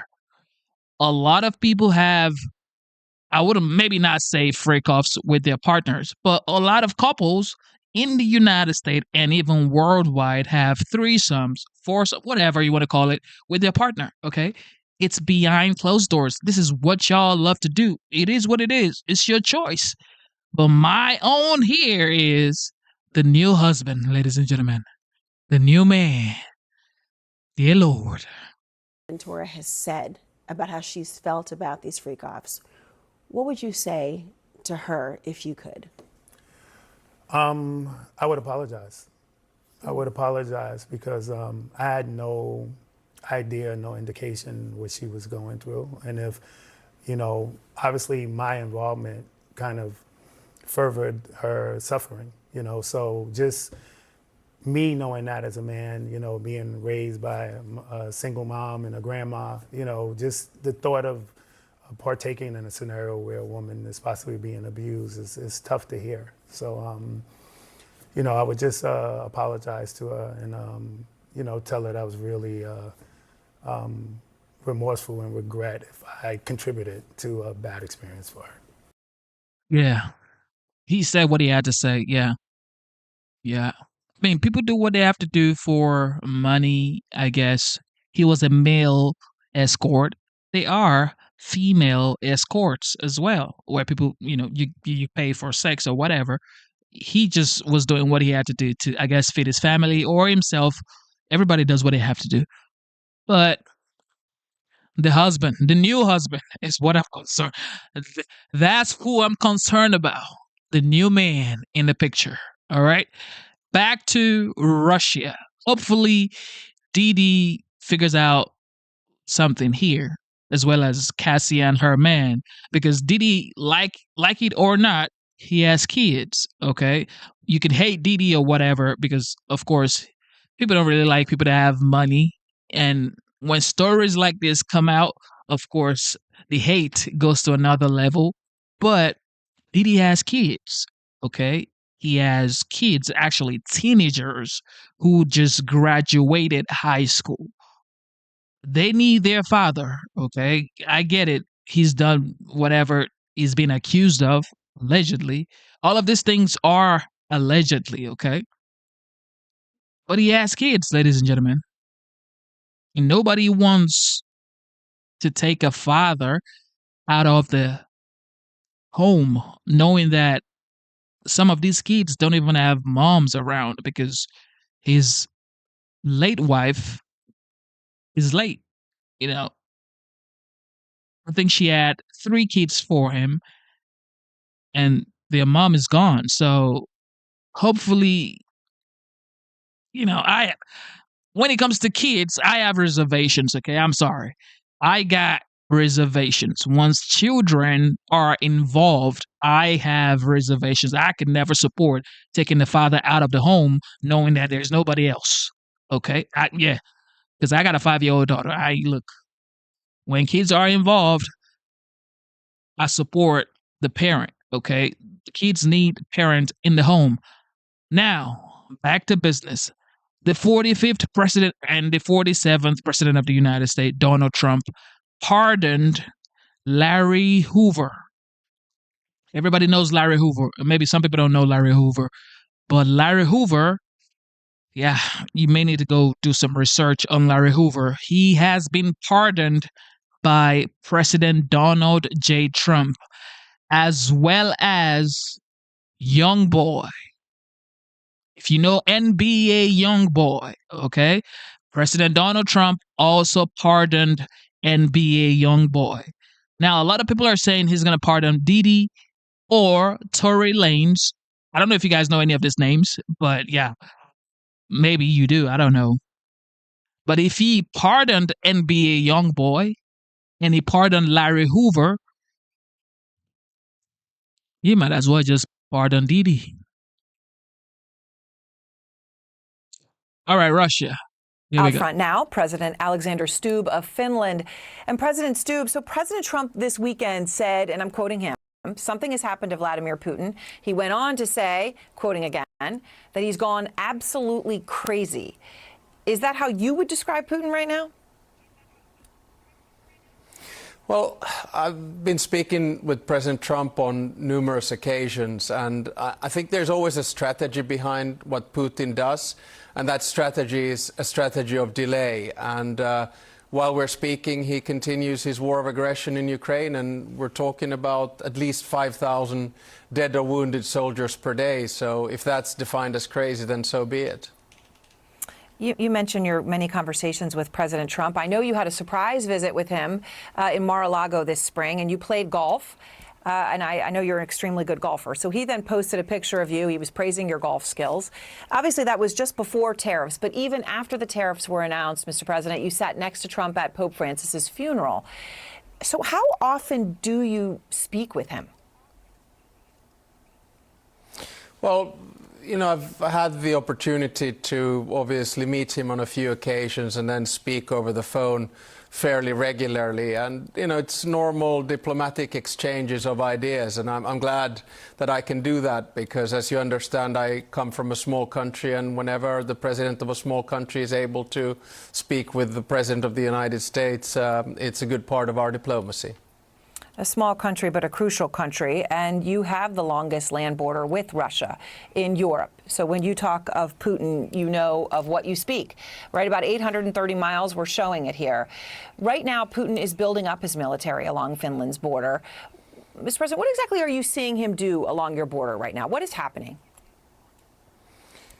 Well, we Finns are cool, calm and collected. And sometimes when you see things in the international media, it's perhaps a little bit twisted. We have the border under full control. Russia has always had military bases along our border, and there is a normal buildup. You have to remember that 4 brigades were moved from the Leningrad military district when the war began in Ukraine, and our expectation is that there will be a build-up after the war is over, and that build-up will continue. And the reason is very simple. We have one of the largest militaries in Europe, together with Turkey, Ukraine and Poland, and on top of that we have just doubled NATO's border. So that's normal Russian activity. We have obligatory military service, 900,000 men and women who've done it. We have over 60 F-18s. We just bought 64 F-35s. We have the largest artillery in Europe together with Poland. And as I keep on saying, we don't have it because we're worried about Sweden. We have it because we want to create a deterrent against Russia. So, one of the borders that the French or anyone else should be least worried about is the Finnish border. As we put it here, we got this, and especially we got this with our allies. And when you talk about defending that border, One of the most common excuses made for Putin's invasion of Ukraine is this, right? Well, if Ukraine hadn't wanted to join NATO, Putin wouldn't have invaded, right? It's the propaganda that comes out of Moscow. It is also what we hear from some politicians, actually, frankly, including President Trump, who made this exact point. Here he is. I believe that's the reason the war started, because Biden went out and said that they could join NATO, and he shouldn't have said that. So they say, look, NATO's on Russia's border. That's why Putin invaded. You can't have NATO along the border. But again, to make the point, you've got the largest land border with Russia, and you are in NATO. So what do you say to those people who will explain and excuse Putin's invasion using the NATO rationale? Well, probably two answers on that. The first one is that I don't think Finland would have joined NATO had not Putin attacked Ukraine. And of course, Finland and Ukraine are a different kettle of fish, and we have a very different history. Now, the second reason is that I think actually Putin made one of the biggest strategic and tactical mistakes in recent military history. He underestimated the power of the Ukrainian army, he overestimated his own army, and he underestimated the resolve of the unity of the West. And look, what was he trying to do? He was trying to make Ukraine Russian. Well, it became European. He tried to split the European Union. I've never seen it more united. He tried to split the transatlantic partnership, and especially NATO, and he ended up with neutral Sweden and Finland joining NATO. So you could perhaps argue that whatever he made was a colossal mistake. President Stubb, thank you so much for your time. My pleasure. So I see some comments in the chat talking about, well, the diddler or whatever. I just told you the OG, the 45th, now the 47th President of the United States, pardoned Larry Hoover. Of course, you don't know Larry Hoover, do you? All right. Larry Hoover was convicted of murder in 1973. All right. So I don't know what diddler or any of this has to do with someone being convicted of murder in 1973, ladies and gentlemen. He was sentenced to 150, 200 years. And he was later convicted of conspiracy, extortion, money laundering, and running a continuing criminal enterprise from state prison, and received another life sentence. But he just got pardoned by the OG. Okay, so don't hate the messenger. Just listen to the message. Let's go now to former U.S. Ambassador to Ukraine, Bridget Brink. She resigned recently due to President Trump's policy on Ukraine. She has served in the Foreign Service for 3 decades under 5 presidents, Democrats. Somebody just said wrongfully convicted. Everybody right now in prison, they'll tell you they're wrongfully convicted, bro. Everybody's wrongfully convicted. Diddy feels he's wrongfully convicted right now. Well, he hasn't been convicted. Yeah. If he eventually gets convicted, he's going to tell you he is wrongfully convicted. Okay. So, all of y'all wrongfully convicted. I don't know. And Republicans, and now potentially considering a run for Congress. So, Ambassador, I appreciate your time. You know, obviously, the record of what Trump has said about Putin publicly, about trusting him, about liking him, right? It is well established and it is consistent. What we're seeing now is very different, right? He says Putin's playing with fire. He called today, over the weekend, he calls him crazy. I know you've likened Trump's policy with regards to Ukraine to appeasement, but when you see statements like this on social media, do you think something's actually changing, or do you think Russian media is right when they qualify it with, okay, this is all fine, quote, until he posts the opposite tomorrow morning? Aaron, thanks so much for having me on. Well, I would just say that the change in tone from President Trump and the administration is positive. But the proof is in the pudding, because the next thing that really needs to happen is for the Trump administration to put on additional sanctions on Russia, including especially in the energy sector, and to get at the sources that are financing Putin's war. So can I ask you about that? Because this has been something that I have struggled to understand since the beginning, right? When they said sanctions and then more sanctions, and you'd think at this point, this many years in, there was nothing left to sanction. I mean, you look at big U.S. companies, they don't have any presence in Russia, right? But there is more to sanction. So can you explain what is at this point going to create that delta where, okay, now at this point, this extra sanction would really do it? Well, I think the next step is to go after the sources of income that are funding the war that Putin is raging and has raged now for more than 3 years in Ukraine. That includes the sale of oil and the shadow fleet and other sources of revenue coming from the energy sector. The Europeans have recently added additional sanctions. There are some already U.S. sanctions that have continued, but there's more that we could do, and we can do it in a way that will choke some of Putin's ability to wage the war. The Russian economy is suffering. They have 20% interest rates, 10% inflation. We need to put additional pressure on right now. And obviously, when you're already looking at 20% interest rates, I mean, it's a lot of pain, right? So, I know that you have noted, your resignation, that one of the reasons you finally chose to do it, right? You stayed with it. You stayed with it because you believed in Ukraine. You wanted to contribute and make a difference. When you finally resigned, I know that you've noted that moment in the Oval Office when Trump yelled at Zelensky. And Trump went on this weekend when he called Putin crazy. He went on to say this. Likewise, President Zelensky is doing his country no favors by talking the way he does. Everything out of his mouth causes problems. I don't like it, and it better stop. Why do you think Trump talks to Zelensky this way? And I'll be clear on this one. This is consistent with how Trump talks about Zelensky. Well, Aaron, I can't explain it. What I can say is that when I see it, and I lived in Ukraine, and I lived under these terrible, horrible Russian missiles and drones, and talked to the families who lost their children, and talked to the families who lost their husbands or their wives or their grandkids. And I think what President Zelensky is doing is trying to rally the world to save his country. And what I think Vladimir Putin is doing is sending thousands of missiles and drones, not only to fight frontline battles, but to places of residence, to kill people in their homes, to kill children on playgrounds, and to kill people in churches and other places. These are acts which are absolutely horrendous and unacceptable, and ones that I believe that we and the rest of the free world need to do everything possible to stop.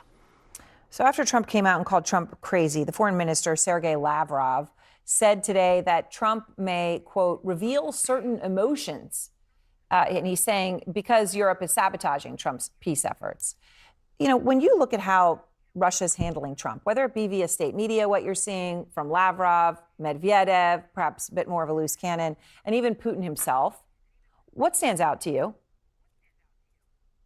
I mean, the problem that exists now, and the problem that has existed throughout the entire time that I have been a professional diplomat working in this part of the world, is that Putin's goals are very simple, and they're different than ours. They are to subjugate Ukraine and other countries in Europe, to divide Europe, and to weaken the United States.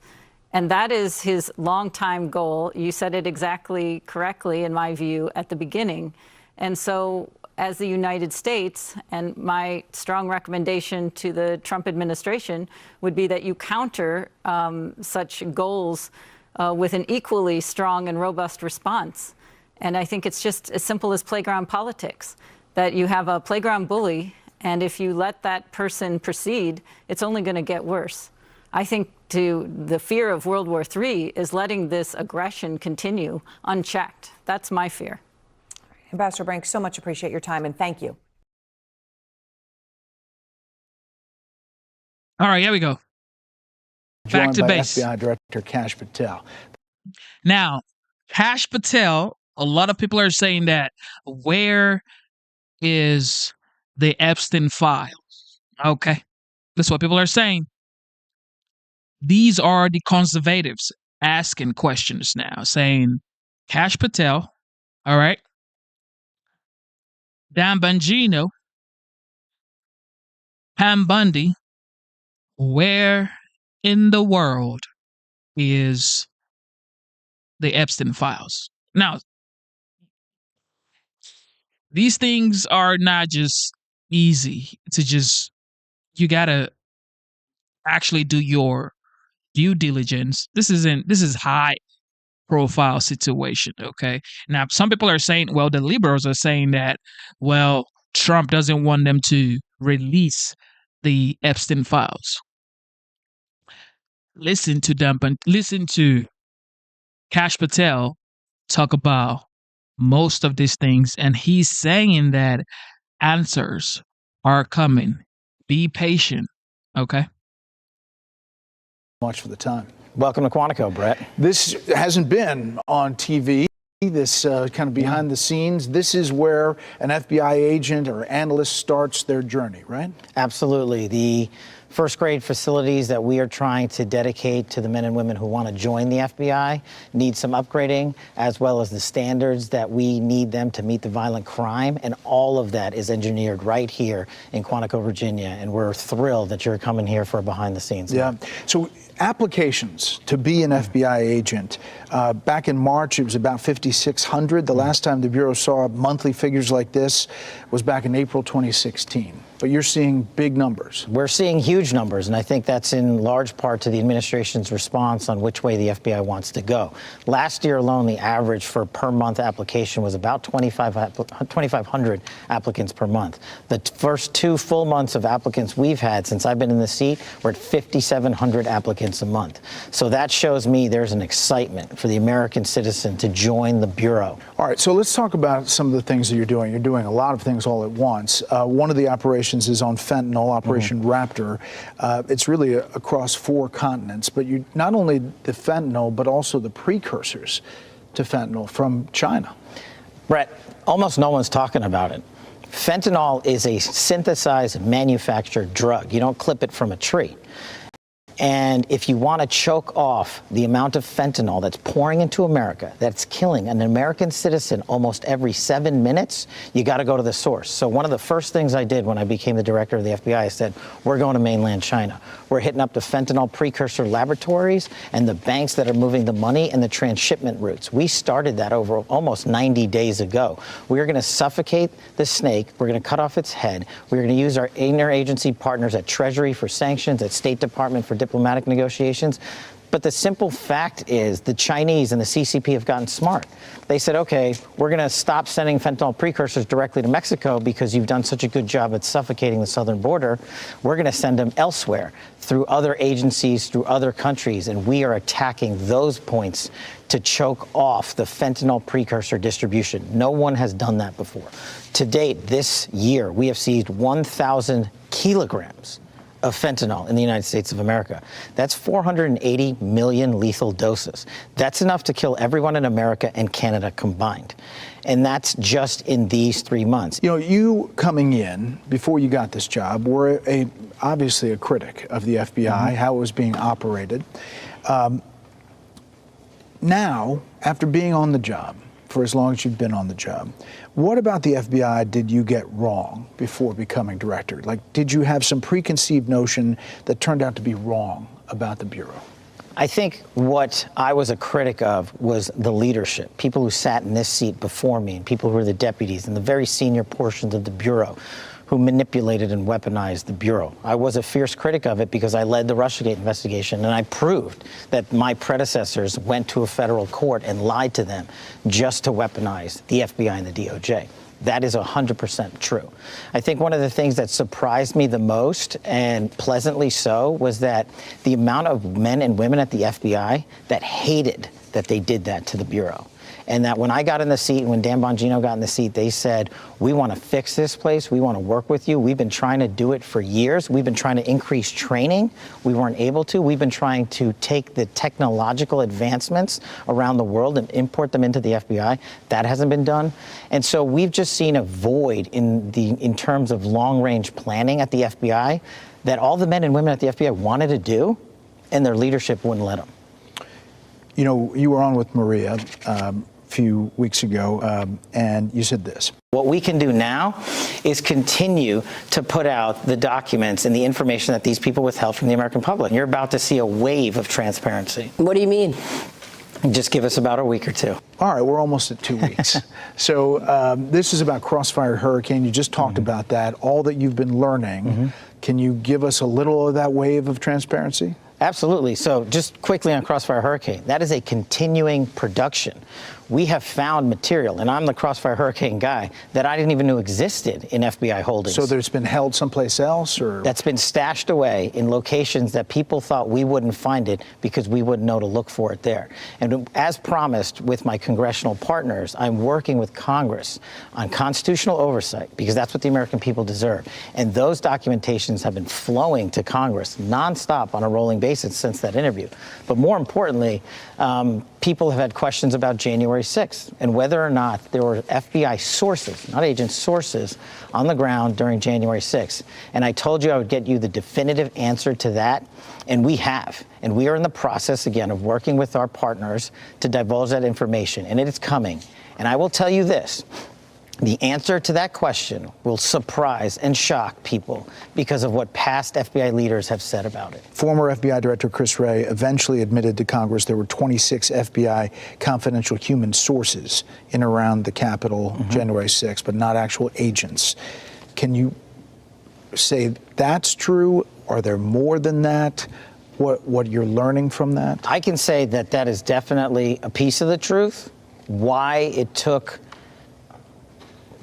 a ton of time for and questioning in Congress for the director to get that point is what I'm trying to eliminate from the FBI. If Congress asks you a question under oath, whether or not there were sources in around January 6th at the Capitol, you as the director of the FBI need to know that and not deflect and give a DC answer.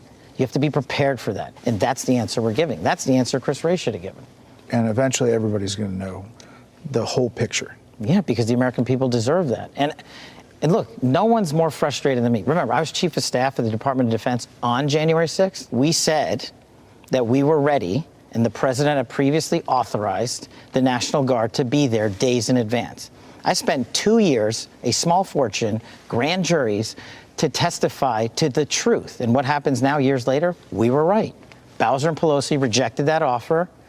And instead of figuring out how to prevent security lapses like that ever again, the American public spent tens of millions of dollars and countless hours on TV listening to conspiracy theories because those in positions of leadership failed to tell the American public the truth. But there is a lot of conspiracy theories out there. There are. The Epstein thing, you dealt with Maria, you said, as far as you know, he killed himself. I'm telling you, he killed himself.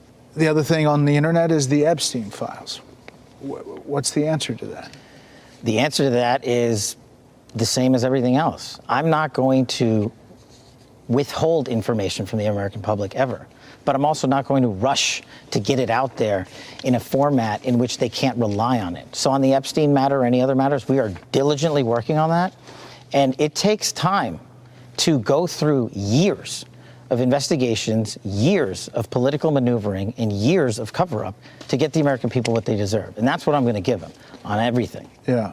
And if somebody says, how long is that going to take? You know, we always see investigations in Washington that end up in blue ribbon commissions, and it doesn't seem like anything comes from it. Do you think actual prosecutions will come from some of this stuff?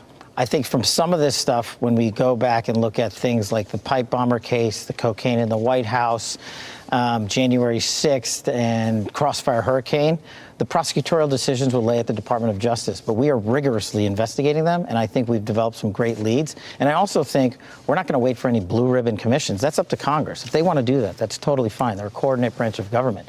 But we've got answers coming on all these matters. You promise?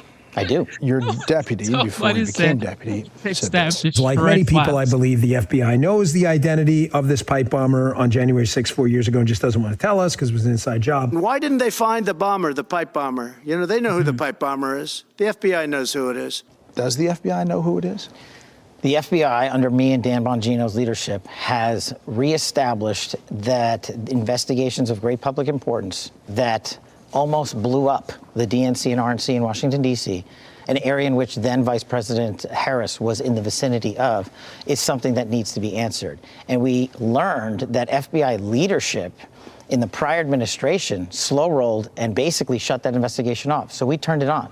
And we have some great leads, and Dan is actually going to talk about that when he does Fox and Friends tomorrow. Okay. You don't want to give us a little something? I can't get ahead of everybody. All right. What did you make of your predecessor's walk on the beach with the shells 86-47? You know, the FBI is bigger than any leader it's ever had or ever will have. And James Comey is a private citizen, and he can walk around the beach and talk about seashells and Crayola crayons for all I care about, and talk about how we're the conspiracy theorists. But I just remind the American people of one thing. When that man was the leader of the FBI, he perpetrated the largest criminal conspiracy, packaged political information from overseas, took it to a federal FISA court, and illegally surveilled a political opponent. So I won't be lectured on how to run this FBI from that man. Well, James Comey was just on talking about all of that, the seashells and everything, and he also talked about you. Obviously, you start with the fact that the guy has literally nothing in his entire adult life that prepares him for this role, and so that's deeply concerning to start with. In a way, I kind of a little bit sorry for the guy. He's barked at the FBI nonsense for years, and now he not only caught the car, he's got to drive the car, and so that is a daunting task for him. I hope he lets the career people do their jobs, but they've already forced out a bunch of good career people and sent a chill through the organization. That's James Comey.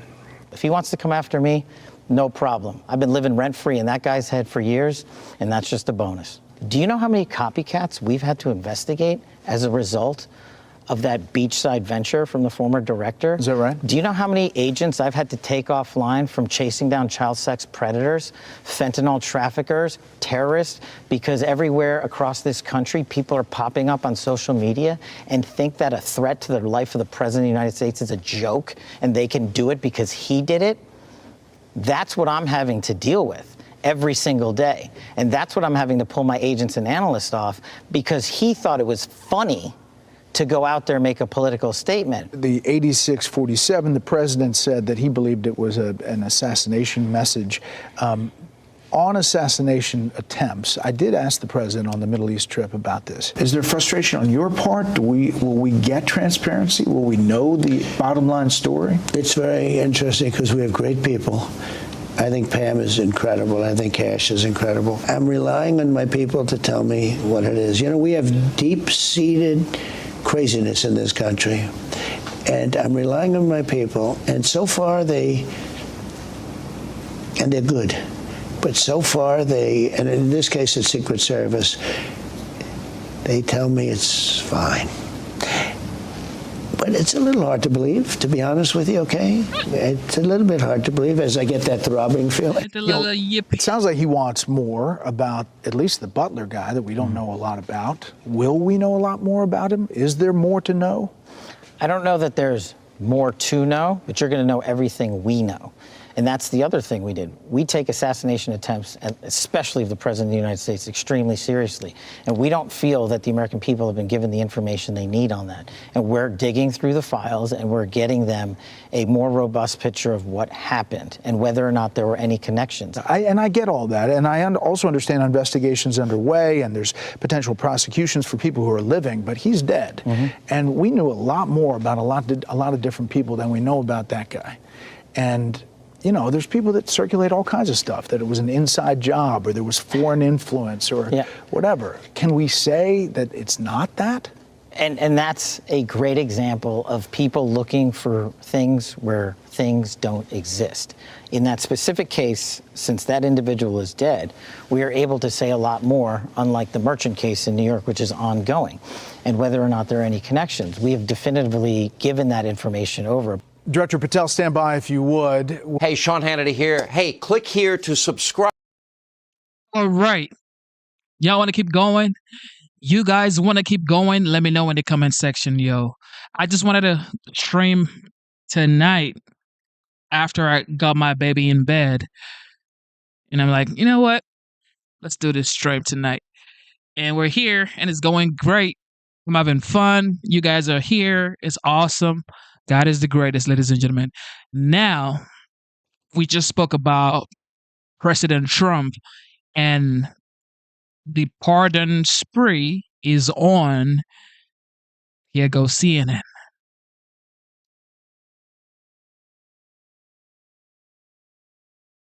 Here goes CNN, ladies and gentlemen. I just told y'all. He will get you everywhere. One defining characteristic of President Donald Trump has long been that he judges worth in part based on how loyal people are to him.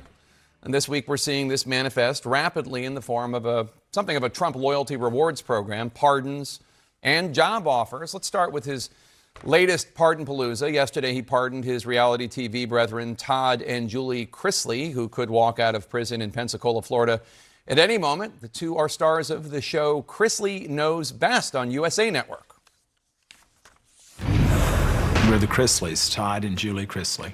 We live in a neighborhood north of Atlanta, a gated neighborhood with celebrities here. The Chrisleys traded that gated neighborhood for the gates of a prison. They were convicted of bank and tax fraud in 2022, conspiring to defraud banks in Atlanta of more than $30 million. Their Trump loyalty connection, the Chrisleys' daughter Savannah, spoke at the Republican National Convention last year. She helped campaign for Trump. Another Trump pardon yesterday went to Paul Walzak, a former nursing home executive who pleaded guilty to tax crimes. He admitted to using money earmarked for employees' taxes to fund his own rather extravagant lifestyle. The loyalty connection, his mommy dearest. The New York Times reports that Walzak's pardon application to Trump said that his mother raised millions for Trump and other Republicans, and also highlighted her role trying to hurt President Biden's 2020 campaign. But Walzak's reprieve did not come, the Times reports, until mom showed up last month at a $1 million per person fundraising dinner at Mar-a-Lago that included direct access to Trump. It is not clear whether Walzak's mom donated the $1 million. Still, a few weeks later, poof, a pardon. Before that, on Monday, Trump pardoned former Culpeper, Virginia Sheriff Scott Jenkins, as we reported yesterday, recently convicted of federal bribery charges, which outraged the good citizens of Culpeper County. He was caught accepting cash-stuffed envelopes from rich civilians who wanted badges. The loyalty connection. Well, Jenkins is a long-time Trump supporter who reportedly appealed to Trump directly for clemency. More in just a moment on Trump's talk today of yet another controversial pardon possibility. But first, the other benefit of Trump's loyalty rewards program after Trump fired inspectors general at 19 government agencies in an unprecedented purge at the beginning of this new administration. Some of his picks to replace those inspectors general have rather partisan backgrounds with a history of MAGA Trump loyalty. Trump's Inspector General nominee for Health and Human Services, for example, Thomas March Bell, resigned from a government job over an allegation of mishandling $8,000 in taxpayer money. There's Trump's choice for Veterans Affairs watchdog, Cheryl Mason. Cheryl Mason remains a senior advisor to the Secretary of Veterans Affairs, Doug Collins, according to documents reviewed by CNN, which might, of course, make it difficult to be an independent voice of oversight over his department. Trump's pick to investigate waste, fraud, and abuse at the Department of Labor is Anthony Desposito. He is a Trump-supporting former Republican congressman who lost his New York seat to a Democrat after Desposito was accused of putting his mistress and his fiance's daughter on his payroll. Taken together, it could all be perceived as a great deal of incentive to join the Trump loyalty rewards program, though points, we should note, do expire. Let's go to CNN's Caitlin Collins. Caitlin, more Trump pardons coming down just in the last hour. Yeah, Jake, we saw the president earlier in the Oval Office, and clearly since then there has been a lot of use of the president's pardon power that has been happening here at the White House, because we already knew about some of these key names. The Chrisleys, as we reported on yesterday, the president called to inform their daughter that her parents would be getting a pardon. We should expect to see at least one of them leave prison as soon as today. Also, Michael Grimm, the former New York congressman, who has been pardoned as well. But we're also just getting a list of a slew of other names, Jake, that the president has now pardoned. That includes the former governor of Connecticut, John Rowland, who was twice convicted. It also includes a rapper who goes by the name of NBA Youngboy. He was convicted in some federal gun crimes cases, and a slew of other names on here as well. Jake, Kevin Baisden, Mark Bashaw, Tanner Mansell, and John Moore Jr. A few of those names at the end that may not be household names, but clearly each have individual reasons why the president has chosen to grant them clemency with this power and to use the power that every president has, and certainly President Biden himself we saw using on his way out of the White House as well. He's key. But President Trump's, what's notable here, Jake, in addition to the names that you just read off, and clearly the connections that they have politically when it comes to this president, is seeing such a slew of pardons so early on in the administration. Trump came into his second term pardoning people on day one. He pardoned virtually everyone who was convicted in a crime related to January 6th from the Oval Office within hours of taking the oath. And then today we are continuing to see him use this power, wield this power. In addition to this list of pardons, Jake, there's also a few commutations as well that are included in this list. And one note, when we saw the president earlier inside the Oval Office, he was asked whether or not he is considering also pardoning the people who were convicted in the plot to kidnap the Michigan governor, Gretchen Whitmer, who herself was here at the White House not too long ago. And the president said, yes, he was, Jake. Caitlin Collins, thanks so much. And Caitlin, of course, is going to have much more tonight at 9 on her own show, The Source with Caitlin Collins.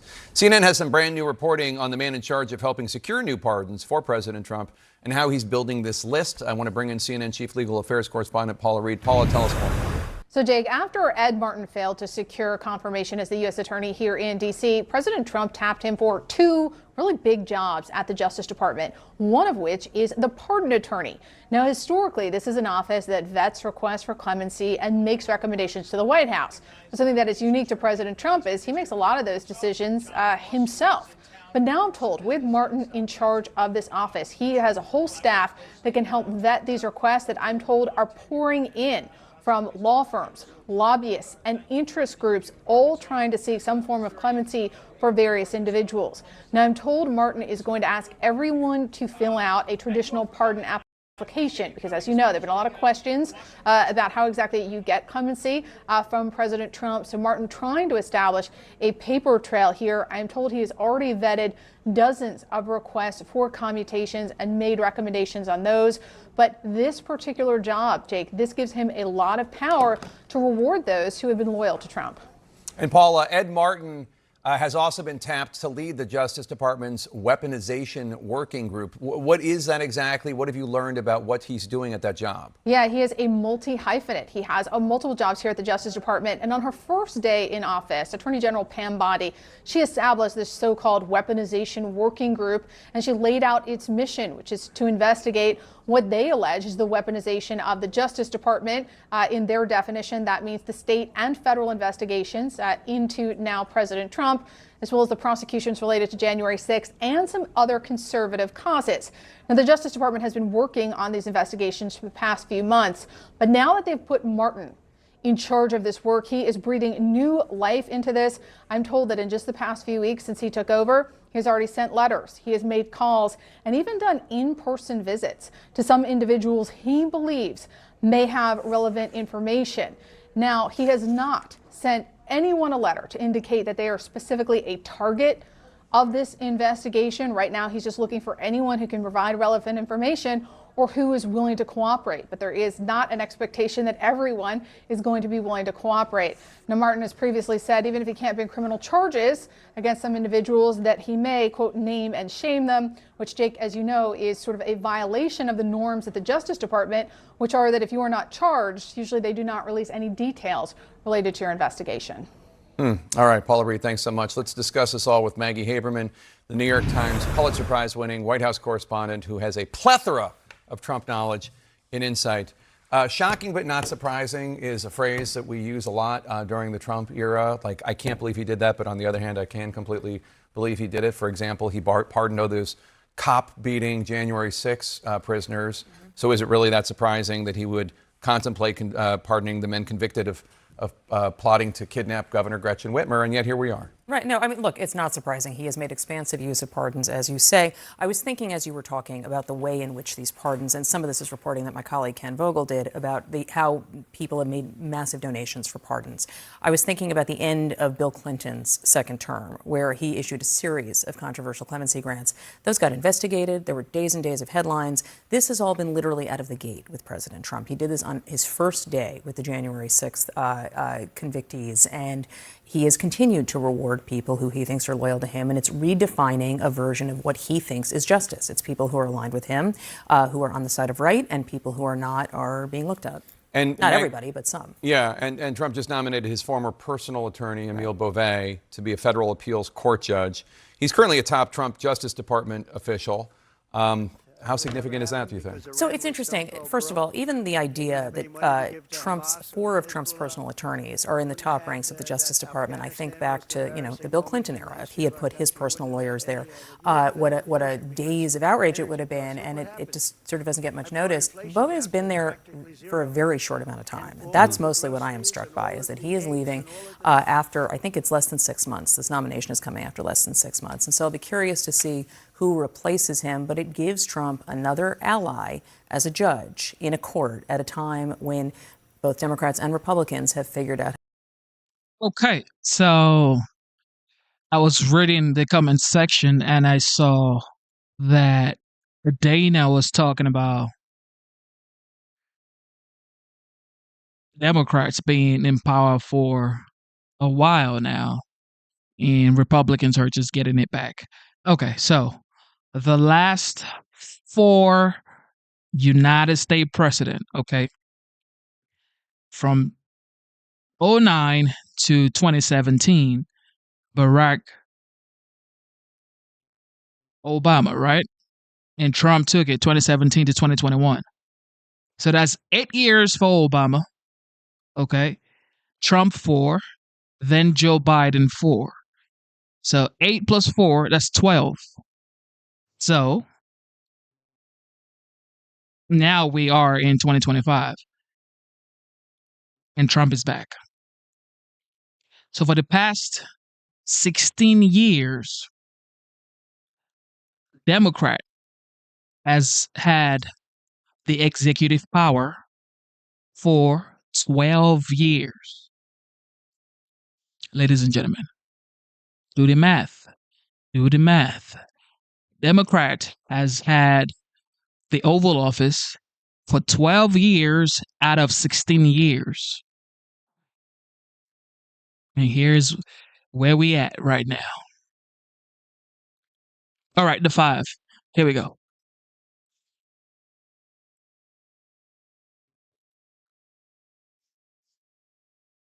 Here we go.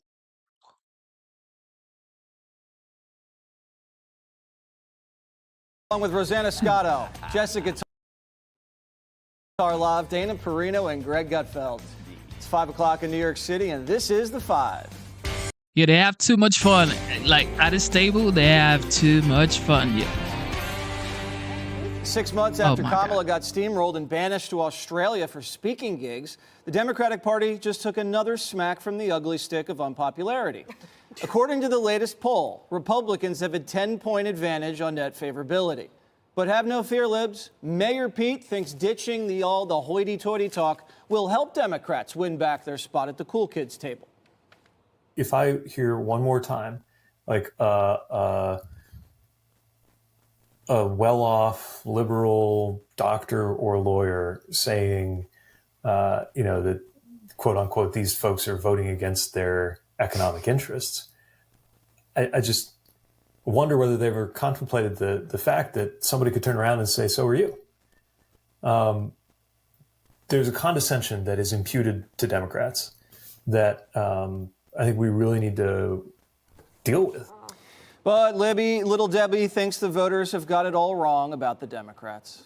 Democrats are typically tagged as tortoises, slugs, or sloths, slow, plodding, passive. And then a little bit later, there was a respondee who said the Democrats are like a deer in headlights. How is it that you think that the Democratic Party has earned these descriptions? John, I'm not focused on the animals that some New York Times reporter compares the political parties to. My constituents are human beings. I'm focused on the humans I represent, not, animal comparison. And now Politico is proposing a bizarre shadow cabinet of Democrats to challenge the Trump administration, featuring such gems as alleged fraudster Tish James as Attorney General, Jon Stewart as VA Secretary, Giselle Fetterman, the wife of Big John, would be DHS Secretary, Bill Nye, the science guy, is EPA head, and comedian Nikki Glazer for the Small Business Administration. This is an interesting idea, a shadow cabinet, Dana. I think it's ridiculous. I mean, but they are grasping at straws, okay? And they're circling the drain. There's lots of analogies that we could use for this. I joked with Jessica, I haven't seen her in a week, that I leave and then I come back and it's the same topic. And I think, and when Hemmer asked me this morning, how long does this news cycle last? I said, I think it's for a long time. I don't see anything really getting it off of the front page because, one, they're not dealing with it directly, and two, there's just so much more. In fact, Fox News Digital just has a piece up today about a lot of the executive orders and how many of them were signed by AutoPen. And these were huge sweeping deals. And we have, not testimony, but we have on the record comments from Speaker Johnson. Remember when he went and he had a meeting with Biden and he says, why did you sign the executive order to ban LNG? And he says, I never did that. It's like, yes, you did. Like, well, it was just a study. Oh, guess what? Well, the study that goes to EPA all gets signed off. And Biden didn't know anything about it, and he wouldn't have done that if he knew. I mean, that, to me, is just the tip of the iceberg. So a lot more to come. And also you have the fact that there's a split in the Democratic Party that's very interesting. You have someone like Rahm Emanuel who's saying we have to go back to the center. That's probably true if they want to win, but that's not where the base is. The base is so much farther to the left. 2 weeks ago, AOC was seen as the person who's the number one choice for Democrats, the most exciting person in the Democratic Party, the people that the one that people are looking to. Last week, she called for ending ICE. Right. The policies that she has are much further to the left than someone like Rahm Emanuel wants to go. So they need like a giant etch and sketch to shake all around to see if they can get rid of the policy positions they've had since 2016, 15, 16, 17. And I just don't see this ending for quite a while. Jessica, some may say this will go on forever. Are those people our producers? That person is me. But when Dana brings up the AutoPen, that means it's a legit scandal.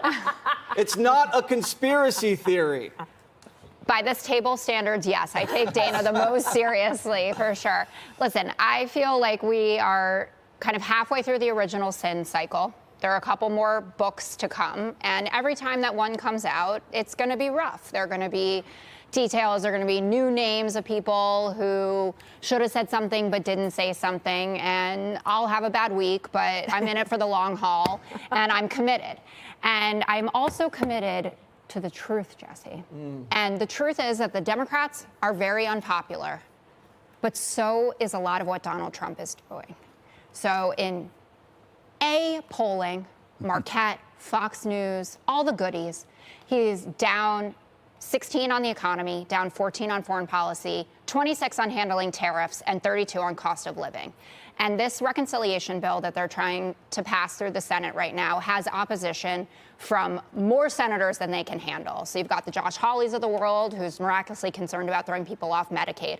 Rick Scott and Maria Bartiromo was raking him over the coals this morning about his views. Rand Paul, who has been talking about everything from how unconstitutional it is for Trump to be putting in these tariffs to how we're ballooning the deficit. Ron Johnson, Susan Collins, Jerry Moran. Those are a lot of senators that you've got to get on board.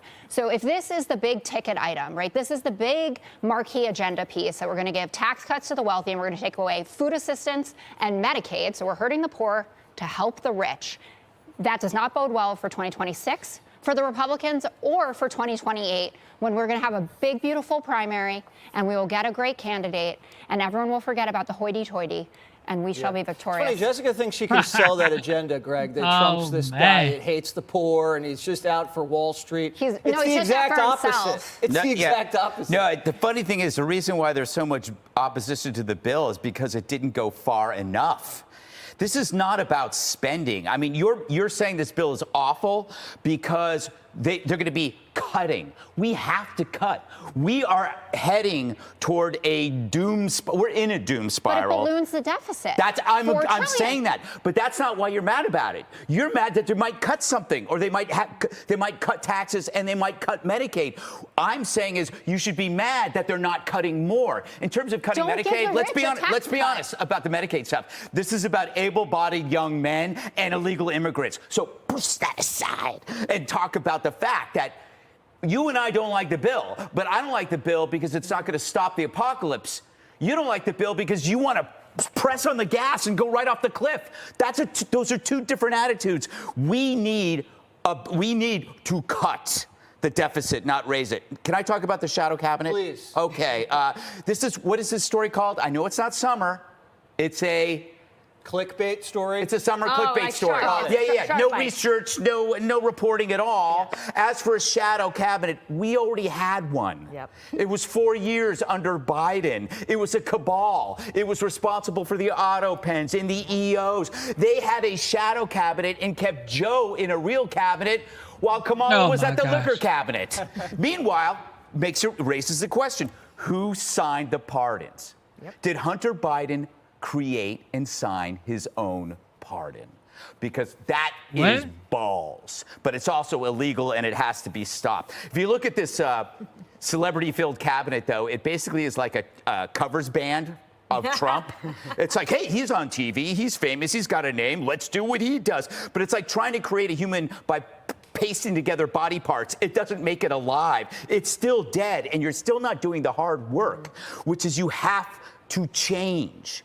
You have Pete Buttigieg talking about the language, but the Dems are focused on the language because they realize the substance underneath it is what people hate. He talks about condescension. Okay, is there a condescending way, a non-condescending way to deny a border, to deny biology, to deny government corruption, crime, vagrancy, or spending into oblivion? Is there a humble conversational way that you can attract men when you're talking about women with penises, or men wanting to play women's sports, or cutting up your kids in gender experiments? Is there some kind of non-confrontational way that you can do that? Because I'm all ears. My point being is, it doesn't matter what language you use. Yeah. It's the ideas underneath it. The Dems obsess over language because the ideas are so putrid. A great idea requires fifth grade vocabulary.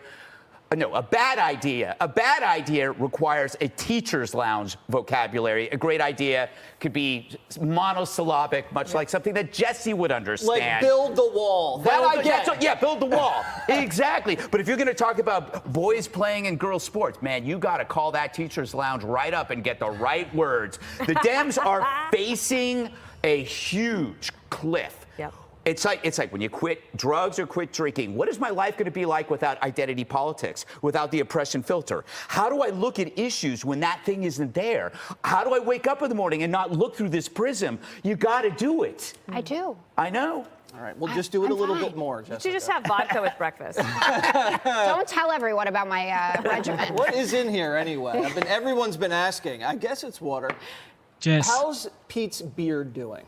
I think, Pete, we finally agree on the same things. There's three things that he said, really, we lost the trust of America right away as soon as the Biden administration took office.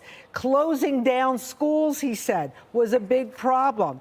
And then he also said that you have to, what did he say? Hold on, I got so lost up in the border. The border. Everybody knew what was going on in their neighborhood. They saw changes that they couldn't deal with. And then also, when they went to the grocery market and they saw that the eggs were too expensive, or they went to fill up the gas in their car, it was too expensive.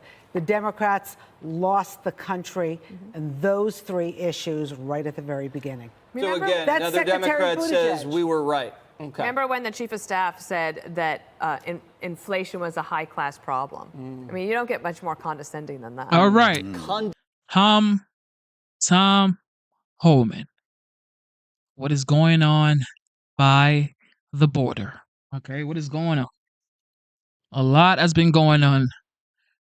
People are being snatched off the street. Illegal migrant Listen to Tom Holman right here. Raised for the Belonging Fund, which is cash for illegal aliens. And it's all supported by the Nashville mayor, Freddie O'Connell. Now, this started after ICE teamed up with Tennessee Highway Patrol to nab more than 200 illegals, including a convicted child sex offender and a member of Tren de Aragua. Nice people. The mayor apparently is furious that his streets are being made safer and ordered all ICE communication with the city to go directly to his office. But now the mayor is under investigation by multiple House committees for aiding and abetting illegal immigrants. Here to react, Border Czar Tom Holman. Tom, I can hear them now, the caterwauling from the Open Borders crowd saying, how dare you try to weaponize a prosecutorial arm of our government to go after local officials doing their local business. And you say? Well, remember, just a couple weeks ago, AOC went on social media saying if we put a finger on any of her co-workers, Congress people that were at our Newark facility, there'd be consequences. Well, guess what? We did it. I'm waiting on the consequences. But, you know, the mayor's no different. And look, I've said from day one, you can not cooperate with ICE if that's what you want to do, but you can't get in our way and you can't impede our efforts, or you cross that line, we'll seek prosecution. As far as the belonging fund that he's supporting, I have my own belonging fund. We can give housing, food, and free medical care in ICE detention. And that's exactly what we're going to do in Nashville. We're going to flood the zone with agents, multi-agency, FBI, DEA, ICE, U.S. Marshals, and we're going to flood the zone. If he wants to push back and support sanctuary cities, that means we flood the zone. We'll flood the zone in the neighborhoods to find a bad guy. We'll flood the zone at work sites to find a bad guy. But we're going to do it, and he's not going to stop us. Do you think this would rise perhaps to the level of charging him with obstruction of these ICE officials? We'll see. I mean, I know Homeland Oversight is opening up a congressional investigation. I cannot confirm or deny if ICE is investigating him, but we'll see where it plays out. And it isn't just what he says, it's what he does. So, you know, I plan on going to Nashville in the near future, and I said that from day one, that, you know, we're going to hit every sanctuary city. Everybody that wants to push back against ICE, we're going to pay a lot of attention to them, because why? It's not a threat. But if you're going to support criminal aliens walking the street, then we know there's a problem there. We don't have that problem like Florida. We got Governor DeSantis 287G across the state. So we can spend less resources in Florida knowing we have a system to get criminal aliens in every jail in that state. But when we got places like Nashville who's pushing against us getting the bad guy, that's where we got to concentrate our resources to make those streets safer. He ought to be thanking ICE for arresting the criminal aliens they arrested. They arrested, you know, as you said earlier, a sex offender, several people that are convicted of violent crimes, gang members, and illegal aliens that were deported many times before, which means now they're a felon. We made his streets safer. A thank you would be nice, not attacking the men and women of ICE. Are you going to meet with him when you go to Nashville? If he wants me, I'll meet with anybody, and we'll talk about it. But he's not going to push back against ICE. You know, work with us. I would think any mayor of any major city, number one responsibility is removing criminal threats from their neighborhood. And that's what we're trying to do. Work with us, not against us. And he's got to remember, Nashville, Tennessee is a major route for sex trafficking and fentanyl trafficking. Tennessee is a major route for that. That's why Tennessee Highway Patrol is so involved, because they've seized a lot of drugs, a lot of sex trafficking over those highways, and we're shoulder to shoulder with them, and we're going to continue to be shoulder to shoulder with Tennessee Highway Patrol. Now, Tom, Maryland Congressman Glenn Ivey apparently has traveled all the way to El Salvador to check on the Maryland man, Kilmar Abrego Garcia. Check this out. I'm the congressman that represents Kilmar. We came here to visit him today, and now they're telling us we got to go all the way back to El Salvador, to San Salvador, to get a permit. Let us in. Stop playing games. Let us have a chance to talk with him. Tom, your reaction to the unending curiosity about the illegal alien who was deported to El Salvador?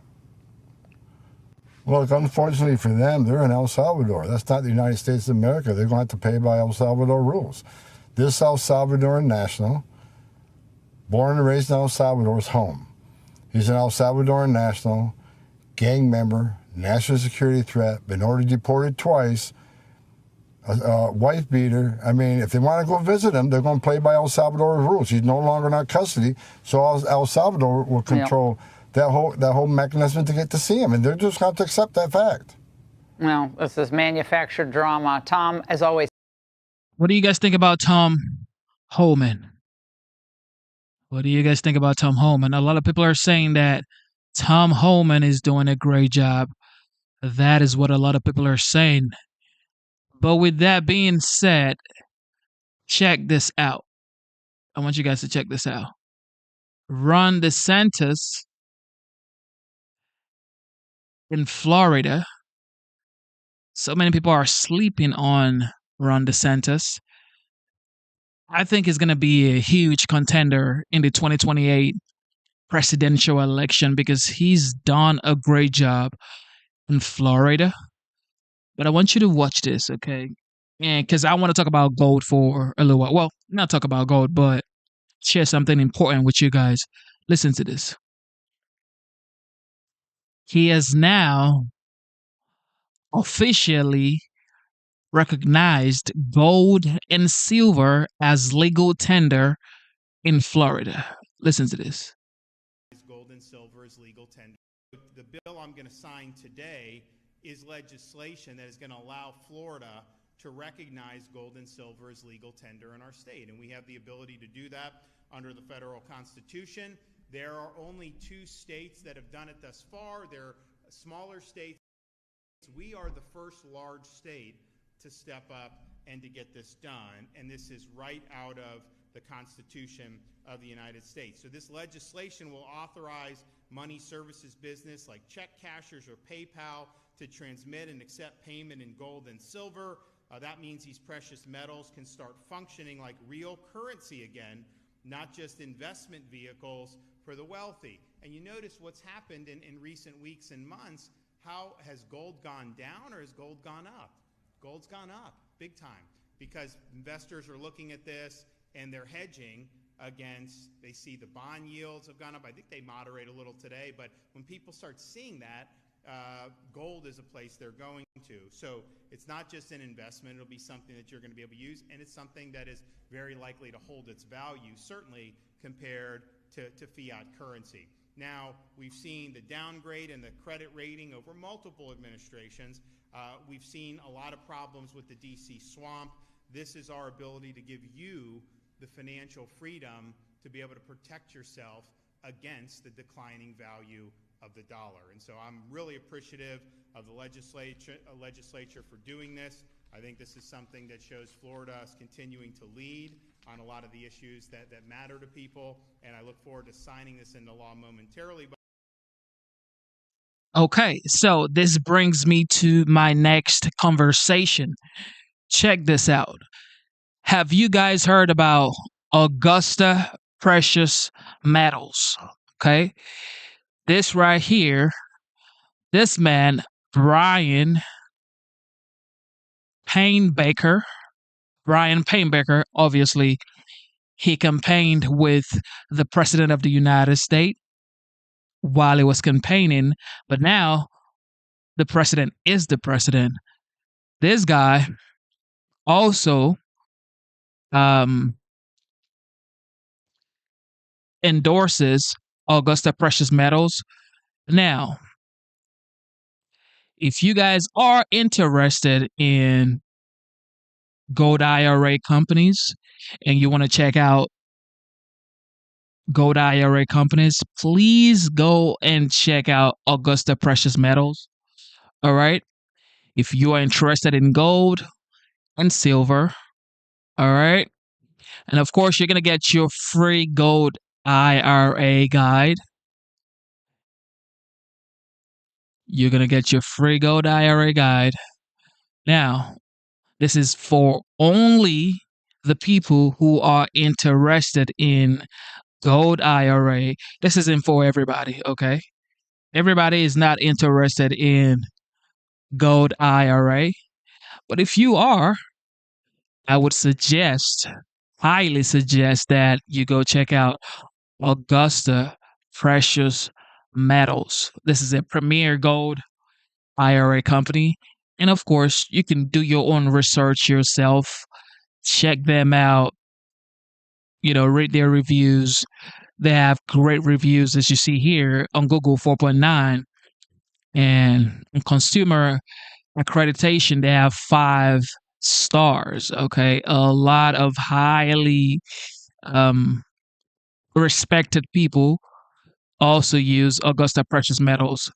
So if you are interested, like I said, this is for people who are interested in Augusta Precious Metals or gold IRAs. And like you see here, you're going to get your free gold IRA guide. And if you're looking for a link, I have a link in my description box. Okay. Now, I am an affiliate with Augusta Precious Metals, so you can check them out if you wish to, which I do recommend because they are legit. They're legit. And like I said, this is not for everybody, okay? This is for the people who are interested in gold and precious metals, all right? And the great thing about it is you get your free gold IRA guide. You can read it, check it out. If you are then interested, then you can go ahead with it. Yeah. So check out the link in the description box. These is for the people who are interested in gold IRA. Okay. Now, with that being said, ladies and gentlemen, let's see. Hey, what do we have in the chat? Dana says the Illinois River is loaded with gold and the Applegate. Okay. I know a few good spot onto your precious metals. See, Shelly says, hold on to your precious metals. Absolutely. She's right. Dana's right. See, Shelly, he's right as well. Hold on to your precious metals. Okay. Hold on to your precious metals.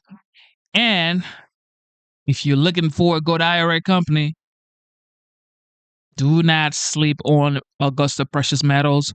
It is a premier gold IRA company. All right, you guys are the best, man. You guys are awesome. It is currently 4:34 a.m. Instead of looking for perfection, seek for consistency. Never give up on yourself. Never give up on your dreams. Never give up on God. Believe in yourself. Believe in your dreams. And believe in Almighty God. Okay? God is the greatest. God is the greatest. All right? God bless you. God bless the United States. God bless the military personnel. God bless the soldiers. God bless the veterans. You guys protect our homeland. Without you guys, I don't know what we'd be doing right here. But shout out to everybody. Thank you to our moderators, C. Shelley. Shout out to Dana. Shout out to Booski. God bless you. And Dana says, wow, it is past my bedtime. She only stays up for Genesis show. Okay? Dana doesn't stay up for anybody else. She stays up for Genesis show. So thank you so much, Dana. It means a lot. Dana, that means a lot. Okay? Please get some rest. All right? Yes. God bless you too, Dana. God bless you. All right.